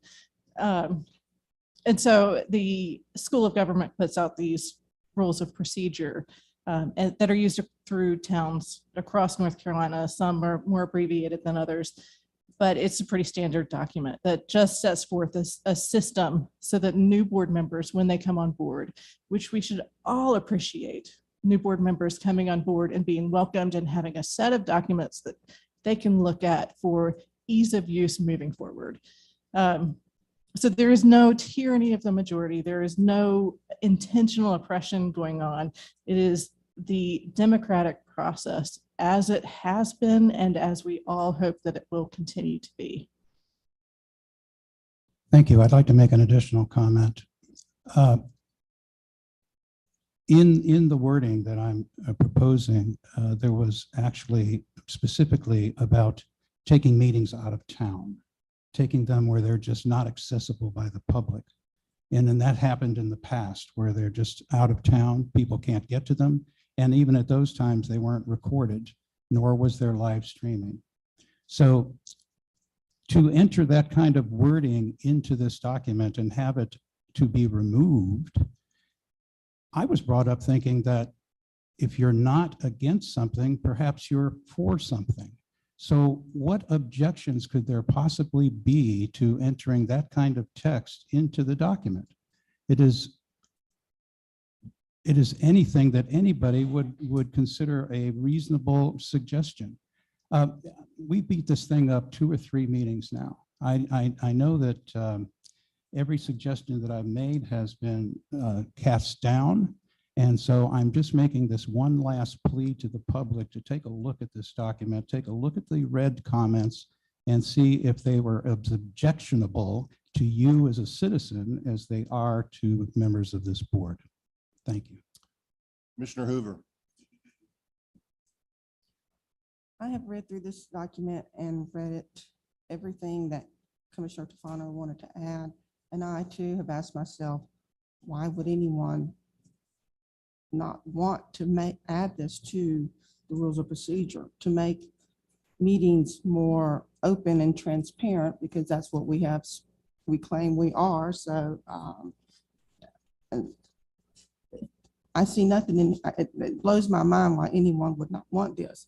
I find it really interesting on public comment that it says here that only one time per month, the board will provide a period of public comment, and then they would have to contact the town clerk and if they wish to speak. And I'm like, who's going to know what meeting is open for public comment, and how are they going to know, oh, well, I have to let the town clerk know that I would like to speak. For me, you know, when I was elected, we are public servants. We serve the citizens of this town. And this town hall is property of the people. And to make anything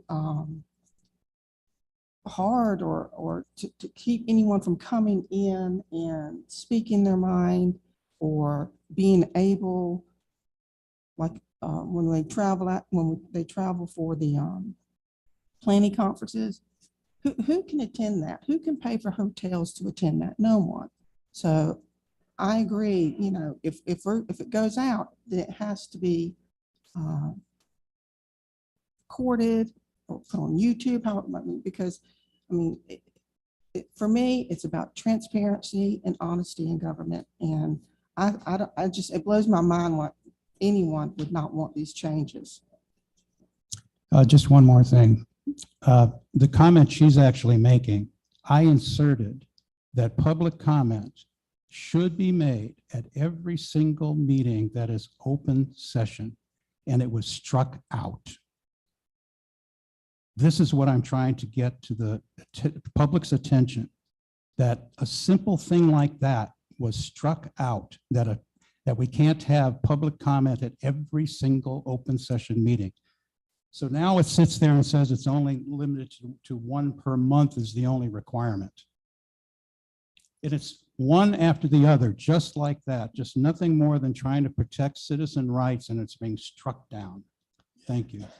Mr. Tufano, I've been an elected official for 10 years, and I'm not aware of any time when someone's wanted to make public comment, they weren't afforded the opportunity to make public comment. Then what's the harm of putting it in the document? 10 years. So what's the harm of putting it in the document?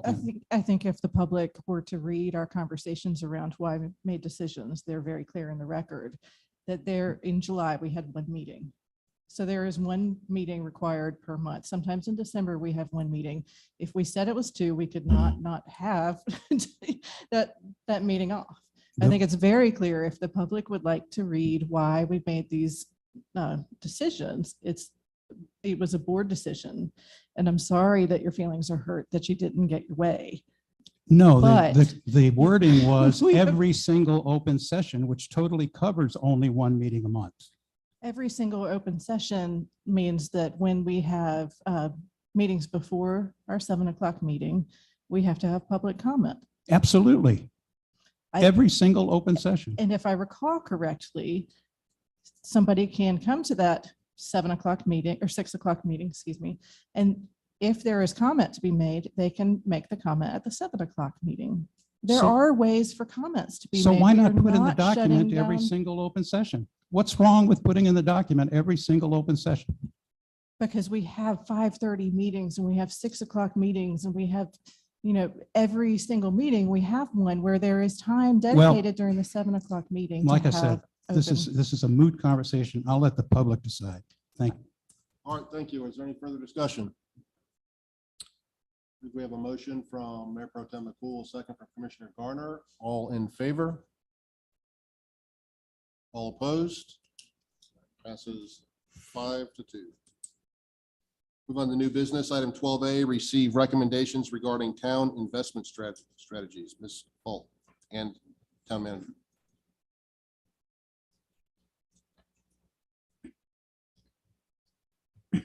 Excuse me. Good evening, Mayor and members of the board. Tonight we have before you our proposal regarding the town investment strategies. We were asked several months ago to investigate and to look into ways to improve or potentially increase our investment, our return on investment, our investment earnings. So as staff, we contacted the three main financial institutions that we currently have accounts with that hold the town's money. And of course, I mean, everyone would like to have, more of our money because, it helps them to have larger deposits on hand. So as we looked through and analyzed everything, we came across a company that is not a bank. It is a new, a fairly new company, but a new company to North Carolina. And it is called 3+1, and the name of their product is CashVest. And that what they do is they take all of our current banking information from us and they look at 24 months of our accounts to see kind of how our funds come and go and how much the idle funds are that remain pretty steady and consistent that would be available to invest for a little longer period. Right now, we currently have everything with the trust, with North Carolina Capital Management Trust, which is widely used by almost every city, town, and or county in the state, because they are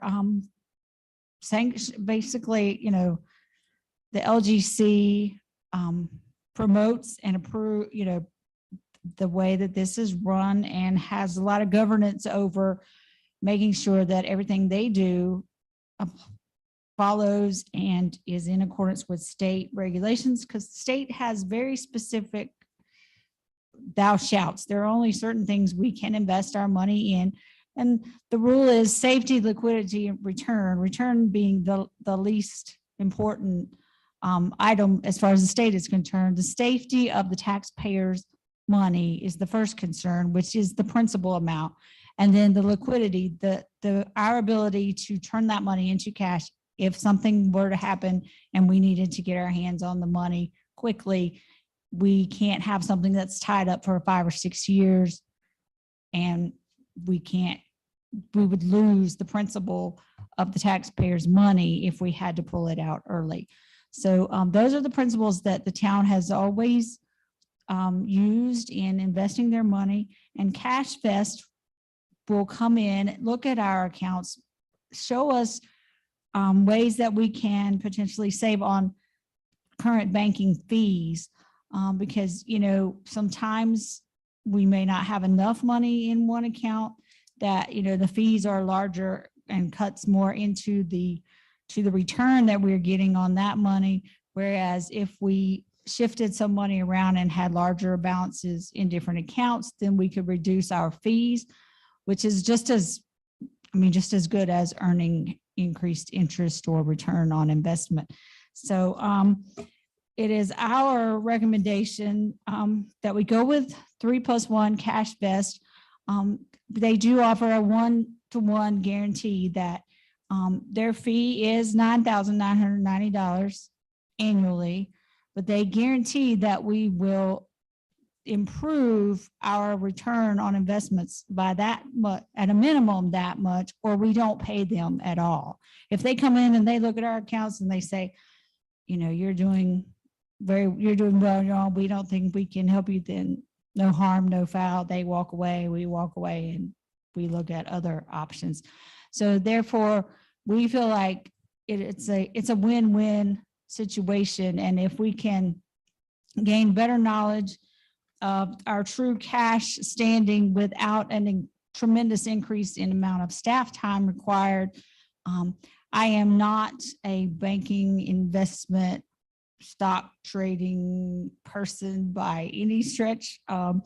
That's why the trust, has always worked well for me, wherever I've been, and the different people that are dedicated to making sure that we all follow the state rules and that we don't invest in anything that we are not allowed to invest in.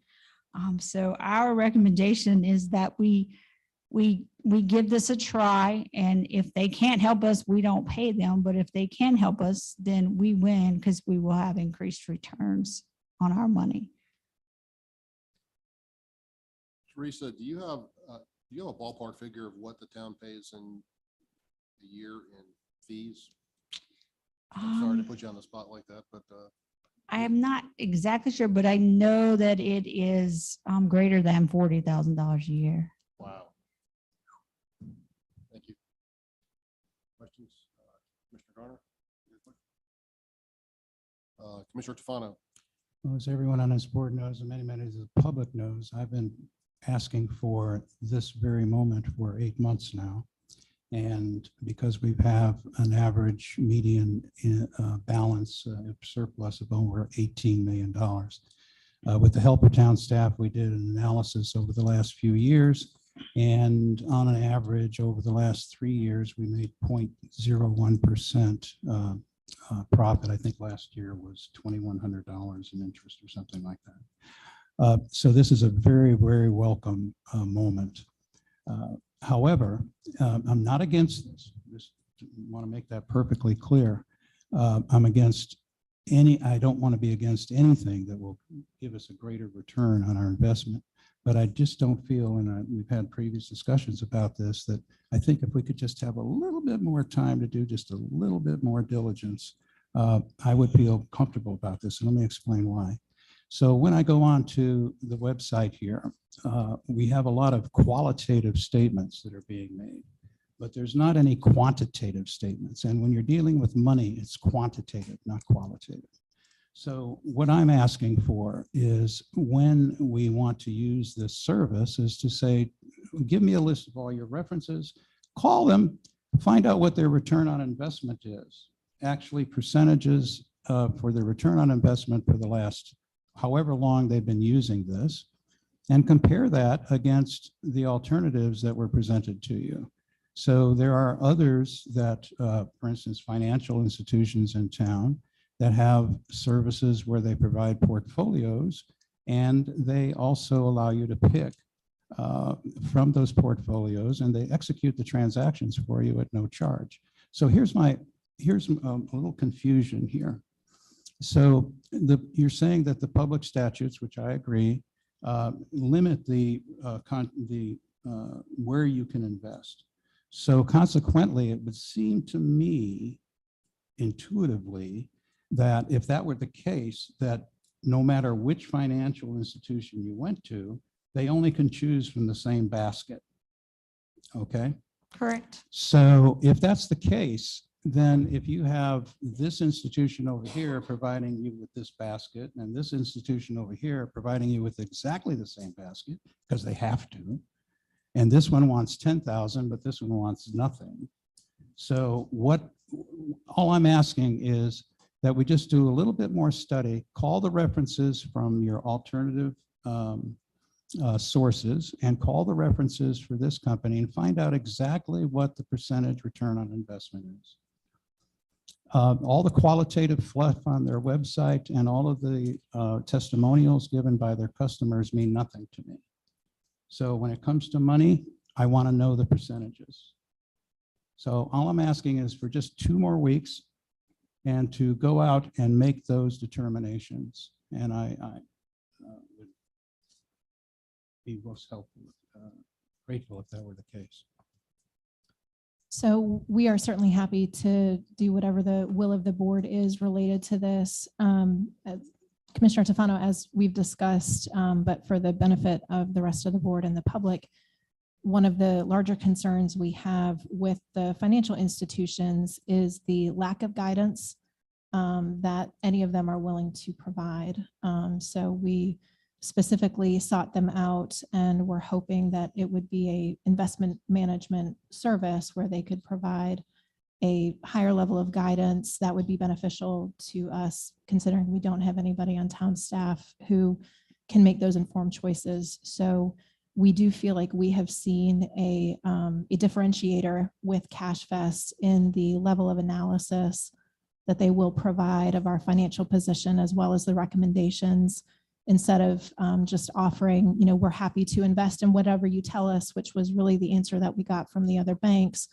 With CashFest, there was a higher level of guidance of exactly how much of our funds would be safe to tie up, and then a extreme level of detail in bringing us the specific products that best match the amount of tie-up that would be advisable for those funds. So if there is a higher level of detail for the references of CashFest that you or the majority of the board are interested in having, we are certainly happy to go back and ask more detailed questions.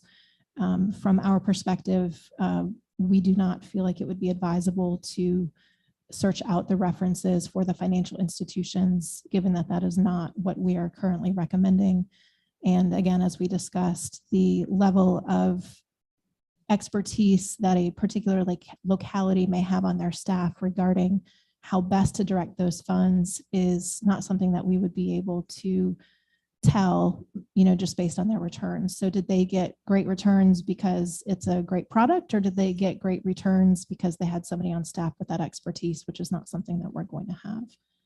I appreciate that, and I appreciate the services they're providing, but that means nothing to me. What means to me is how much money we can get back on this 18 million. And so consequently, that can be told by the references for CashFest. That could be told by there are financial institutions in this town who deal with municipalities that invest their money for them. And they also, there's numerous cities here in Mecklenburg County that are handled by the major banks downtown. So it would be worthwhile to find out how they feel about the services that they're being provided to them. So having said that, I would like to see quantitative information coming back in terms of what is the amount of money that this company is making for their clients. Teresa, I know you reached out to Cabarrus County, and who was the other North Carolina town? Well, they were the only North Carolina town, and the town of Hilton Head, South Carolina Hilton Head. was the So other. Did you feel a hesitancy on either of those municipalities to share with you quantitative data? No, we just did not get into that particular, to the exact quantitative amounts of the returns on their investment. Mayor Pro Tem McCool. Well, I feel comfortable with the staff recommendation, so I'd like to make a motion that we endorse the staff recommendation to enter into a professional services agreement with 3+1 CashFest and approve the corresponding budget amendment for $9,900 as presented. I'll second that.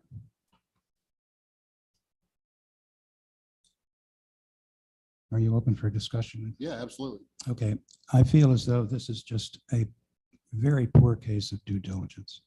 And it's also a disservice to the taxpayers' money and not taking just a little bit more time to get these kind of quantitative numbers. And that's all I was asking for. I said, I'm not against this particular plan until I find out how it compares quantitatively to others that are available. Mr. Whitley. Thank you, Mr. Mayor. Mr. DeFano, you stated you were not against this. I think we got to give confidence to our staff and our financial budget director, and she's done the research, and our town manager. And sometimes when you make some suggestions, you got to trust the people to do the research for you and bring it back to us. And certainly, I think they've already had it. You got a good point, and I agree with you that we need to make the bang for the bucks for our citizens, and that's what they are doing, and that's what this is going to do. So you stated you were not against this, you just wanted more time, but I want you to trust the department heads and the town manager to do the due diligence so that we make sure, and I'm quite sure they'll do that. That's why they're in that position. Thank you. Commissioner Hoover.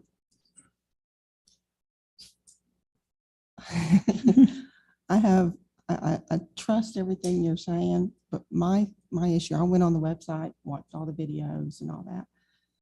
I would like to know more about the company, that we're talking 18 million. Mm-hmm. That's a chunk of change. And, this is very serious. But we will not be turning any money over to them. All the money will remain fully in our control. They will just analyze the data and make recommendations. We will not turn over any money to this company. That's not what they do. Okay, that's what I'm saying. I don't, that's what. Right. That's why I want to learn more about Yes. the company before we actually do this. Am I making sense? Yeah, so Yes. so they only provide recommendations for us, and then the investment options that they provide to us, they have no financial benefit from them whatsoever. So they do not make any returns off of, if you go with A versus B. They are completely agnostic. Their funding purely comes from the $9,900. That is how they make their money. So there's no vested interest in directing us in one direction for the other. They are purely there to do the legwork and search out those terms. So if, for an example, they determine that we could tie up $2 million in a CD for 24 months, they would then bring us the various banks that are allowed to provide that service to us in North Carolina, what those rates of return would be, and then we would select the one that gave us the best return, and then we are dealing directly with that banking institution. They are completely out of it at that point in time. Let me make a statement that might be a compromise here. First of all, I do support using CashVest because the fact that they're agnostic and that they can offer the products of everyone. I'm not sure that banks can do that. I don't think, however, it's a bad idea, as Commissioner Tufano suggested, to get some actual return data back. We can wait another 2 weeks, maybe get some. I don't favor going to individual banks, but maybe we can get some. Is the average town just seeing their $9,900 refunded and they make an extra $10, or are they actually having some substantial gains? Can we really chip into the $40,000 in fees that we're getting? So I think as a compromise, maybe we go back and at least look at, call a couple of the references, maybe outside of the Carolinas. Obviously, we probably have to do that and see what their actual quantitative data is so that we can see if it's a good idea. Wouldn't be against that. We've waited 8 months. We can wait another 2 weeks to get that data. And however, I do not favor going to individual banks for the reasons you said. Sure, they do have a large presence in South Carolina, so providing, certainly we can go back to Cabarrus and see Right. what they've seen so far, and then I think Cabarrus has only started in February or something. Is that February, right? yes. We need somebody that's got at least a year's worth of data. to see. Sure. So we can go back to the town of Hilton Head and talk to talk to them. Commissioner Urban. Okay, so we don't beat this dead horse to glue. I'd like to make a substitute motion that we defer this for 2 weeks in order to obtain additional quantitative information and data. from CashVest or multiple institutions. CashVest, isn't that what we're targeting here? I mean, that's the source we're dealing with. I second that motion. Okay, we have a motion from Commissioner Urban, a second from Commissioner Tufano. Is there any further discussion? All in favor? All opposed?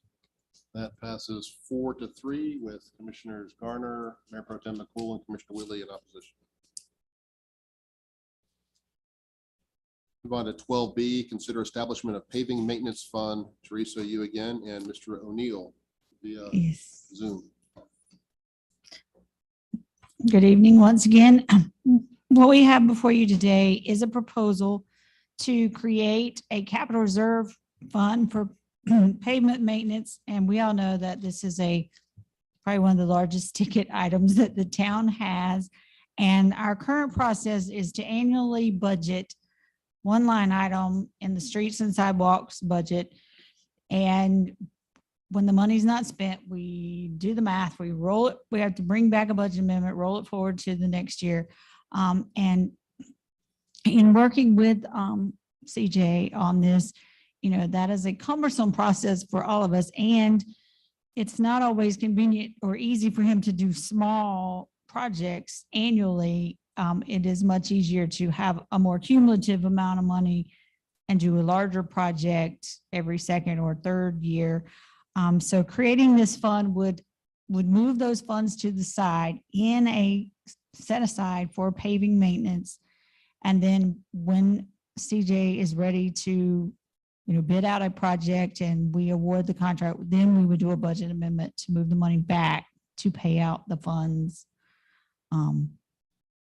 for the paving contracts. And we currently, if you approve creating this fund, then in 2 weeks, we will come back with a budget amendment to establish this fund with $1,913,952 would be the starting balance in this fund.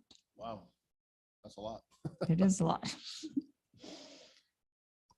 And it would just remove it from his annual budget, and then the annual budget being skewed by how much was or wasn't used, and then the amount of fund balance available is skewed at the end of the year, because really and truly, we have dedicated that money to this purpose. This pulls it all out and gives a clearer picture of the annual cost of running that department. Yeah, I like the idea a lot. It makes it a lot more visible, and we've kicked down the road for many years, so I think it's important that we identify that and set aside dedicated funds for paving maintenance. So, any discussion?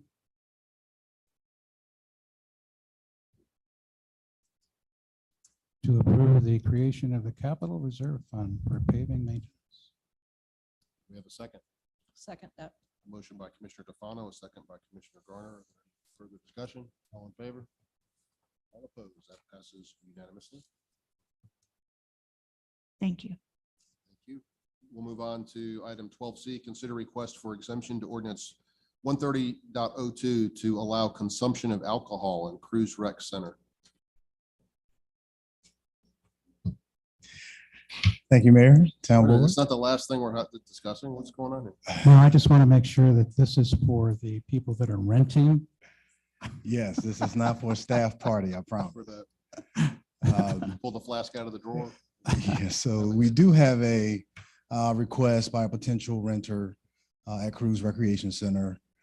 They would like to be exempted from the town ordinance prohibiting presence or consumption of alcohol during a social gathering.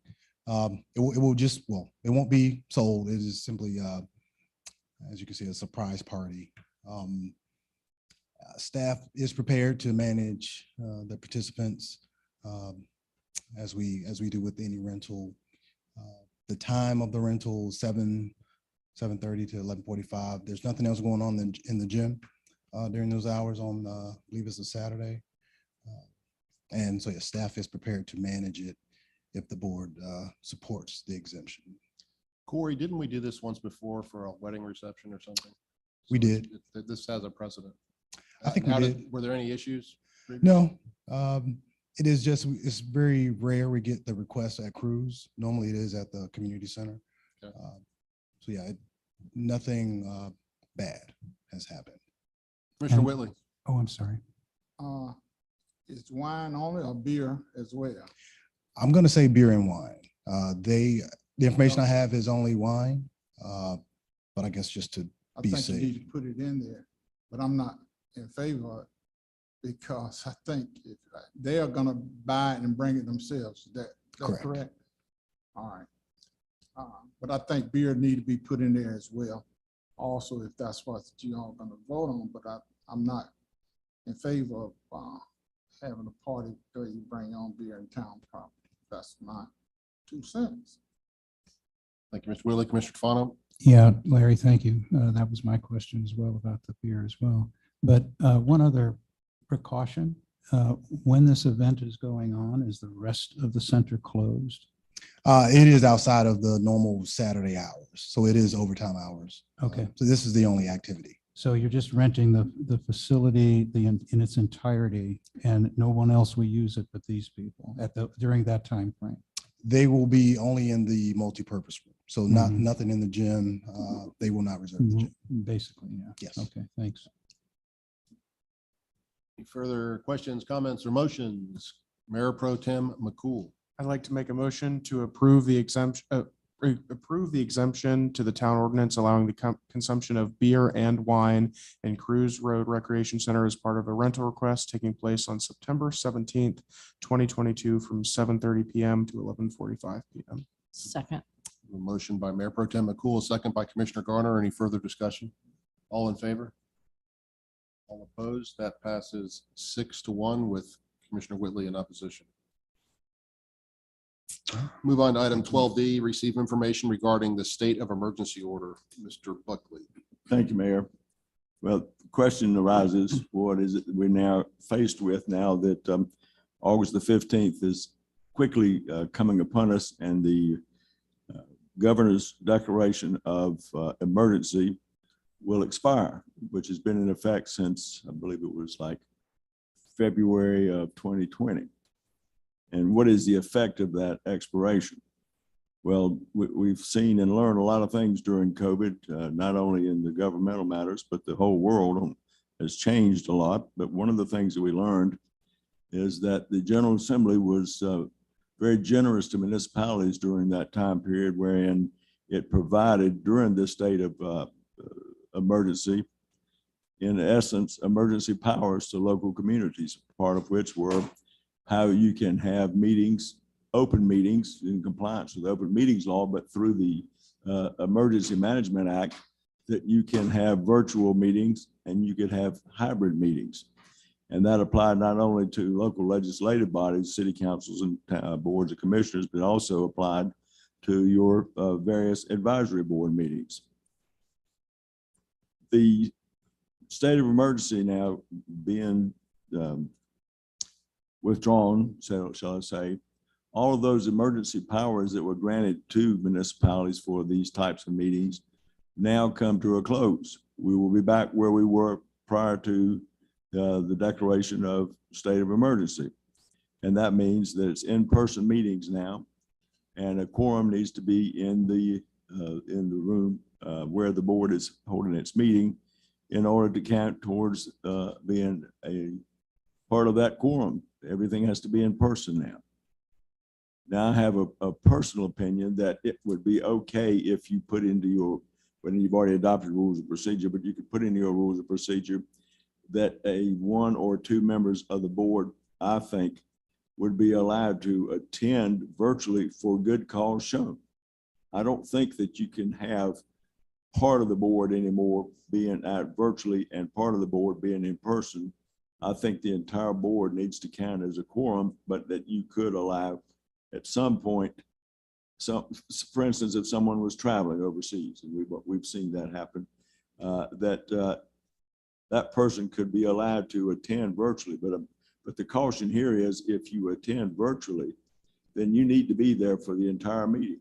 You can't just come in on a certain agenda item and then disappear. You have to be there for the entire meeting. So, but that has not been tested. But I do think, just from experience and background in this area over the years, that I think you could do that. You could have one or two members, but so long as there was the majority were in person. But it still means, though, that no more virtual meetings, no more hybrid meetings after the August 15th time period. Does that go for advisory boards as well? Goes for advisory boards as well. Any questions, Commissioner Whitley? I got a question. Being that Mecklenburg County has risen back to stage red, and that the monkeypox has now been officially approved as by the CDC, is there any way that we can extend this ordinance to cover those? Because, and I agree with you that if somebody catch COVID, but you can still be at home and watch it because you've been vaccinated, but you don't want to infect anybody else. Right. I agree with that. But with the numbers, and I'm not sure, I thought I heard the governor say he might extend it for North Carolina. If he does that, then it's still in effect. Well, Yeah. I'm 90% that I've heard that he is going to extend it due because North Carolina is getting back into the red. And the reason I'm cautious about this is because the way that statute is, when the governor and or the General Assembly declare a state of emergency, these acts remain in place. Okay. I just wanted to throw that out because I watch it because of my congregation. Right, and sure we're in a situation in Mecklenburg County that is pretty alarming right now in It terms is. of rates. And so I'm not sure that it's advisable at this point for the governor to do that. But nevertheless, that once it expires, we're back to, quote, the good old days. As everybody's saying, the good old days. Well, you're going to be right back in the good old days. You're going to be back where you, as a municipality, your meetings were open meetings under the open meetings law, and there were not any opportunities for virtual and hybrid meetings. And that applies to advisory boards as well. So just so that I'm clear, part of you recommended that we continue to have a meeting if this expires, but also give the option for no more than 2 members to be virtual as well for the meeting. Well, that would be for the board to decide. It would have to be for just cause. You can't just say, well, I don't really want to go out tonight. I'm just going to tune in on YouTube. I understand. But yeah, for just cause, you would have to put that into your rules of procedure that would allow, and it would have to be voted on by the board at the beginning of the meeting to allow that person to attend virtually. Yeah, I think the various boards that I serve on, there's a general acknowledgement that meeting in person is better, but also people have gotten very used to doing these meetings virtually.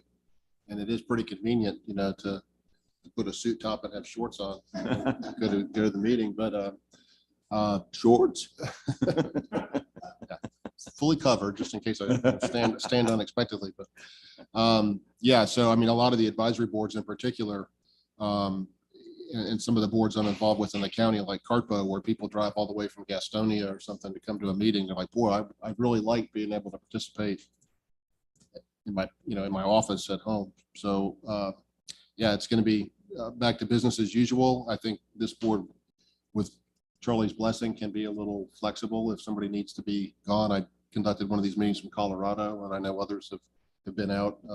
Larry, you were in Hawaii, so we can still participate. So we'll maybe run it like that, but just have them in person, and we'll hope that COVID levels stay down to keep us safe.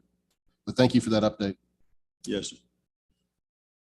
All right, we're going to go on to consider budget expenditures for nonprofit organizations. And you remember that this is a new law that the legislature passed that says if you serve on a nonprofit, you can't vote to fund them or defund them, I think. So I have a question. Yes, sir. First one, Levine. Yes, sir. Now, I'm on that board, but that board has not met in over 2.5 years. You need to be recused, sir, because you're on the board. So does Gina. Okay. I got a list. Can't vote. And it was set up this way so that you could vote on the general budget, which you did. So this way now, where you have individual grants awarded to these nonprofits, then whatever the board member is that sits in on that now can be excused from voting and deliberating on that one, so that you're not, because that law now is a criminal law. It is a misdemeanor to vote or participate on the granting of the board you're sitting on. So even if you haven't met, even though because you are a member of that board, you cannot vote. That's good. I recuse myself. Mayor, I have a question. Are we Yes, sir. voting on all 6 items or each item individually? Each item will be individual. We'll start Okay. with the Levine Center, $5,000. And again, Commissioner Whitley and Commissioner Hoover cannot vote on this one. So I will entertain a motion to budget an expenditure of $5,000 to the Levine Center, Levine Senior Center. So Mayor, I hate to prolong the meeting, but I think you need to vote to excuse whatever board member it is. This would be to excuse with each grant that XYZ commissioner or mayor pro tem or mayor be excused from voting and deliberating. Recuse or EQ? Excuse. Well, in this case, you're going to Excuse me. Yes, excuse. All right, can I have a motion to excuse Commissioner Whitley and Commissioner Hoover from this vote on the funding of the Levine Senior Center? So moved. Second. Okay, we have a motion from Mayor Pro Tem McCool, second from Commissioner Urban, all in favor? So with Commissioner Whitley and Commissioner Hoover sitting in recusal, we will now vote to expend $5,000 from our budget to fund the Levine Senior Center. So moved. Motion from Mayor Pro Tem Second. McCool, second from Commissioner Urban, all in favor? All opposed? That passes unanimously amongst those of us that could vote. Move on to the second one, the Arts and Let's Science. bring back in. Okay, a motion to bring back Commissioner Whitley, and we're gonna be here a while, guys. A motion to bring back to the meeting Commissioner Whitley and Commissioner Hoover. Actually, moved. Commissioner Hoover, you stay recused. Or you gotta bring them Excused. back in and then let her back out again.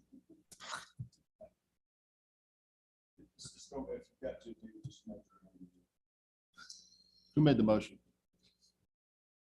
This is to bring them back? Yes. Okay, and we have a second.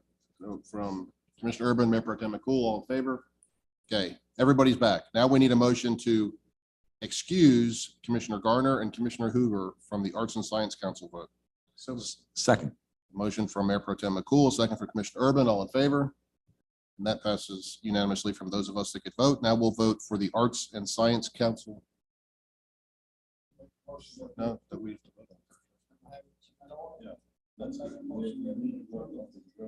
Right. So now let's vote on the Arts and Science Council funding for $35,000 from those of us who are allowed to vote. We have a motion. I'll second that. Okay, we have a motion from Commissioner Whitley, a second from Commissioner Tefano. All in favor? All opposed? That passes unanimously from those of us that are allowed to vote. Now we will I need a motion to bring Commissioner Garner and Commissioner Hoover back into our meeting. So moved. Motion for Commissioner Urban, second for Commissioner Whitley. All in favor? Okay, all of us are here. Hey, the next one, we don't have anybody on the Matthews Alive board, so all of us can vote. I would entertain a motion to extend a budget expenditure of $60,000 for Matthews Alive. If I may ask questions first, or would you prefer the discussion after the motion? So go ahead and get a motion in a second, and then we'll have discussion. Thank you. So moved. Motion from Mayor Pro Tem McCool, second for Commissioner Garner. Okay, discussion. Commissioner Tefano. Okay, what is Matthews Alive? In other words, what is the organization that actually puts this on every year? It's the Matthews Alive 501c3 nonprofit organization. And who is the registered agent for that? I do not have that information in front of me. It's a former mayor, one of our former mayors. And do you know the board of directors on it or anything of that nature? We have information that they provided back a few months ago. I'm happy to look it up while you continue. Yeah, the registered agent is Lee Myers. So I asked for a study on what it costs the town in order to promote Matthews Alive, which I think is a great event, by the way. And it came out to, in addition to the 60,000, there was an additional $30,000 or $40,000 that was being spent for police and fire and traffic control and things of that nature. It was close to 100,000. It was 90 something and change. I understand that there's some town employees that are also employed by Matthews Alive. Is that a truth? So we have an agreement with Matthews Alive that dates back years and years to where our special events manager is the executive director of Matthews Alive. And so Matthews Alive provides part of their salary on an annual basis. So that is, hold on one moment. So is that person a full-time employee with the town? So they are considered a full-time employee of the town of Matthews. And so the town pays their salary. They fall under our management, our personnel policy, and then we receive a contribution back from Matthews Alive on an annual basis that is a portion of their salary. The last time that contribution was made, the last year that the festival was held, was in FY 2020, and Matthews Alive provided $28,369 back to the town of Matthews. So your net total that you listed a moment ago included the calculations in and out that included that $28,000 contribution.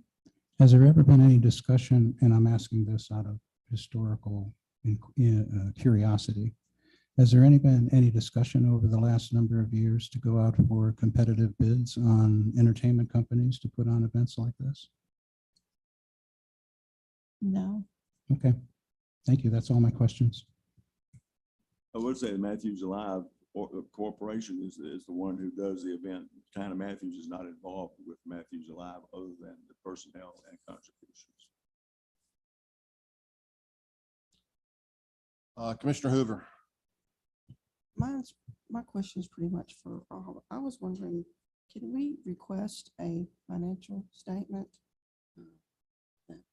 provided by each one of these people that shows how the funds are being used to make sure they're properly being used So before we like vote on this, like next fiscal year? Sure. So a couple of years ago, we implemented a series of questions that we ask all of the nonprofits and outside organizations that receive funding from the town to provide that information on an annual basis. And so the town clerk keeps that. We do have that. And so they are asked to provide a broad financial statement as far as their organization's financials.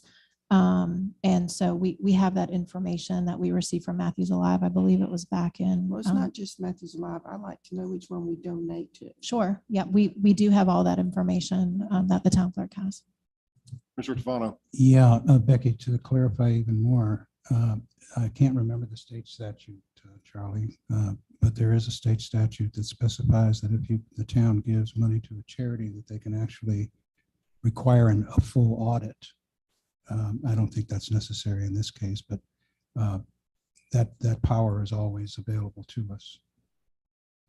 That's correct, but that's why we've been involved in getting financial information from them that connected to the grant process.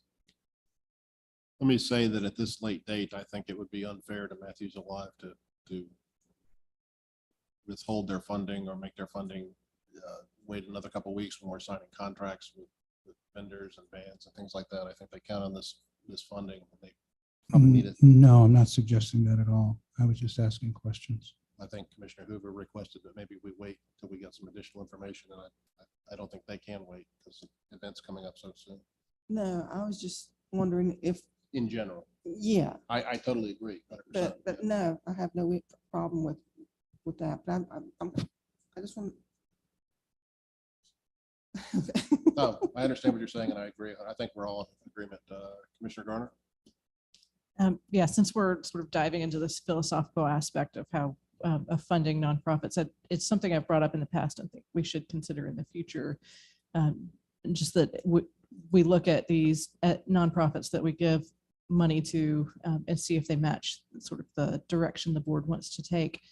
Certainly not tonight, but I would like to put that forward as a question or a conversation for a future date. I think that's great. I think we're all kind of saying the same thing, so that's fantastic. Did somebody make a motion on this one? I forgot. It was a long time ago. I will make a motion to Hallelujah. to allocate $60,000 to Matthews Alive. I'm sorry. Who made the motion? Oh, did Okay. they? Very I'm good. sorry. Well, already then. Okay, we'll call for the vote. All in favor? Any opposed? That passes unanimously. We'll move on to the next item. E4, Matthews Chamber of Commerce. I'd like to entertain a motion to excuse Commissioner Whitley and Commissioner Urban. Have a second. Motion from Mayor Pro Tem McCool, second from Commissioner Hoover. All in favor? Opposed? All right, now. Gotta bring us back. We haven't voted on it yet. Quit confusing me. Too many backseat drivers here. All right, Matthews Chamber of Commerce, $15,000. Someone like to make a motion to expend that amount from our budget. So moved. Second. Motion from Mayor Pro Tem McCool, second for Commissioner Hoover. All in favor? Opposed? That passes unanimously from those that could vote. Now I'll entertain a motion to bring Commissioner Whitley and Commissioner Urban back into the fold. So moved. Second. Motion from Mayor Pro Tem McCool, second for Commissioner Tufano. All in favor? Okay, we're all back. My gosh, this is tedious. I got a headache. Let's go on to the next one, Matthews Historical Foundation. Thankfully, nobody's on that right now. So, are you? Yeah. Well, then. I make a Entertain motion to excuse Commissioner Urban from the Matthews Historical Foundation. I make a motion to excuse Commissioner Urban from the Matthews Do we have a Historical second? Foundation. I'll second. A motion from Commissioner Tufano, second for Commissioner Garner. All in favor? All opposed? Okay, with Commissioner Urban standing in recusal, we'll vote for the funding of the Matthews Historical Foundation, $40,000. Do we have a motion? I make a motion to allocate $40,000 to the Matthews Historical Foundation. Second. Motion from Commissioner Tufano, second by Mayor Pro Tem McCool. All in favor? Opposed? That passes unanimously with the exception of Commissioner Urban. Motion to bring Commissioner Urban back into the meeting. I make a motion to bring Commissioner Urban back into the meeting. Motion by Commissioner Tufano, second by Commissioner Hoover. All in favor? All opposed? All right. Tourism grants. Entertain a motion to fund tourism grants to the tune of $89,561. Do we need some additional explanation on this? Yes. I was looking at the document and I kind of understood it, but maybe you can, maybe you can help me here. Sorry, it was not more clear. Sure. So let's start with the total. The total, back a number of years ago, the board set the policy that the board would look at allocating 5% of the revenues from tourism funds from the last completed fiscal year when you approve the budget. So you're actually going back kind of 2 fiscal years now. And so that is where we come up with the number, is based on those revenues. So that's the 89,561. So this essentially takes the 89,561, the motion tonight, takes it out of tourism contingency and just puts it into the grant line item, which then allows Corey King and our Parks and Rec Advisory Committee staff to go through the grant process of making recommendations for how to deploy the 89,561 to grant applicants. Those applications will come back to the board for approval later on this fall. Once that is complete, the board will then take probably individual action on those, because there's probably going to be some additional conflicts that we will have to go through this process again, but that will be an additional action that the board takes later. That's where all the folks come to Corey and say, we would request this much money, and then they decide how much. And then we vote on it. Just one more question. It never goes into the general fund. No, this always stays tourism fund. And so the events that are funded have to meet certain criteria as far as being able to demonstrate that they help increase tourism within the town of Matthews. Well, if there's no other discussion, I'd like to make a motion to allocate $89,561 to the tourism grant fund. Thank you, Commissioner Tufano. Do we have a second? Second by Commissioner Whitley. All in favor? Any opposed? That passes unanimously. Whew. Thank you. All right, we're almost done. We'll go to the mayor's report. I've got a few items I'd like to talk about tonight. The first is with heavy heart that you probably heard that a young man in our community, Max Shanks, who was a 7-year-old baseball player at Mara, was killed by a drunk driver down in South Carolina driving with his family on July 13th. And our thoughts and prayers certainly go out to the Shanks family. Cautionary tale for everybody not to drink and drive.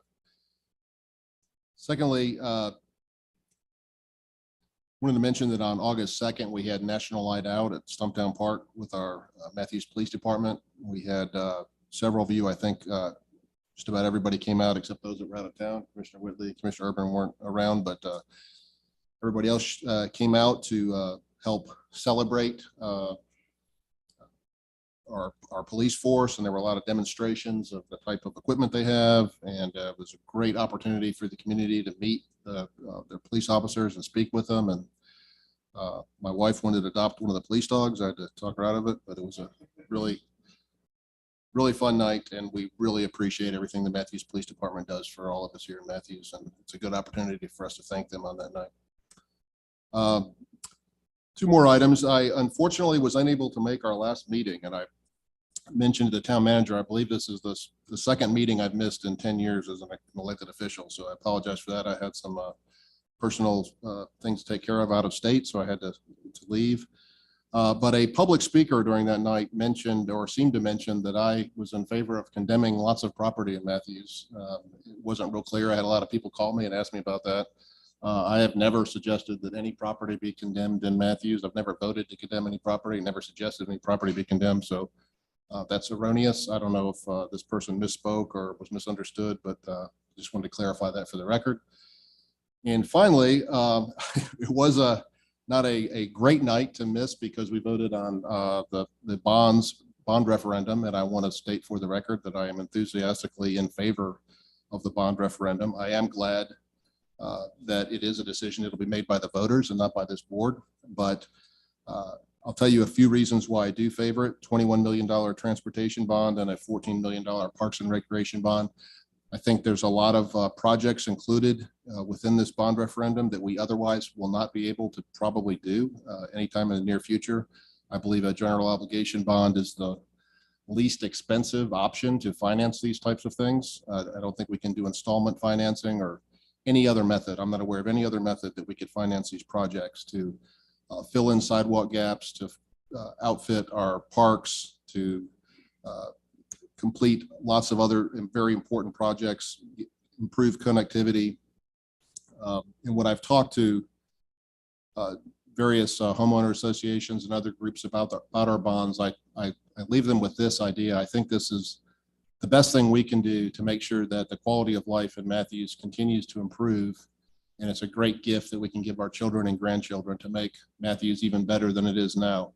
So I think, improving these park areas, making essential connections and roadways that'll help reduce traffic, adding bathrooms, which is very important. I commented to one of the homeowner association groups that, when we don't put bathrooms in parks, that doesn't stop people from using the bathroom. So I'll just leave it at that. So I think bathrooms are very important. We need to make sure those are available. So for all those reasons, I do support them. But again, there are valid reasons why some of our constituents don't support the bonds, and they're free to vote that way. And we'll see how it goes. But if anybody would like to discuss them further with me, I'm always available. I'm happy to discuss them. But I'm hopeful that the majority will vote for these bonds and we can start to enable a lot of these projects. I will say this as well. One of the compelling arguments against the bonds, I suppose, is that what happens if we go into a great recession or depression? Well, nothing obligates this board to let the bonds. It's just a tool in our tool belt. And so if we find ourselves, 7 months from now or a year from now in a great recession or depression, we certainly don't have to let the bonds. And I think that this group historically, well beyond my time of being mayor, has been very fiscally conservative, and we're certainly not going to be wasteful or let a bunch of bonds in the middle of a depression or something like that. So we would know better to do that. And I hope that the public will have full faith and confidence that we would take that into consideration if that happened to be. And I'm hopeful that we won't have a recession or a depression, and we'll just see. Leave it at that. Move on to the town attorney's report. No report, Mayor. Town manager's report. 2 brief items. Just wanted to update the board that we are down to 2 finalists for our assistant town manager. I'm very excited about both of them. I think either one will be a tremendous addition to our staff. So we hope to complete interviews this week, and fingers crossed we could have somebody through background and have them publicly announced. I'm hoping by the first meeting in September, if all goes well. So we're very excited to be nearing the completion of that process. The second item, I am pleased to be traveling to our sister city, St. Maxime, beginning this Friday, to be able to attend the art installation ceremony that they will be holding for the artwork that we sent them. It was some time ago that it got sent, but with COVID and all of that, they have decided to incorporate the installation ceremony into their Operation Dragoon annual ceremony. And so I will be pleased to be there and be celebrating with them, as that signifies our continuation of our sister city relationship with St. Maxime. That's all. Thank you. Can I ask a question, Becky? Is it possible you could live stream that? I can sure try. All right. I would love to see that. Yeah. I am happy to. I think the ceremony is at 11 in the morning their time, so Which it may means be 5 hours. Yeah. quite So it'd be early about 4 our time. But if 4 in the if afternoon. you want to, 11. I'm sorry. yeah, 7 in the morning. they're ahead. 6, So 7 in the morning. yeah, But I'd love so, to see it. yeah, anyway. I will certainly be taking plenty of video and pictures. If the live stream Great. doesn't work, we can at least get it sent out afterwards. Super. Have a great time. Becky, I know you will extend our greeting from all of us that are elected officials here. And those of you may recall that several people from St. Maxime came here several years ago, and we certainly invite them back. And although we took them to a French restaurant, which is probably not a great idea, you know, and I went to Amsterdam and somebody told me, hey, this place has really good American food. I'm like, oh, great. That's what I want. So anyway, entertain a motion to adjourn. So moved. Second. A motion from Mayor Pro Tem McCool, a second from Commissioner Urban. Let's take a roll call vote. Just kidding. All in favor? All opposed?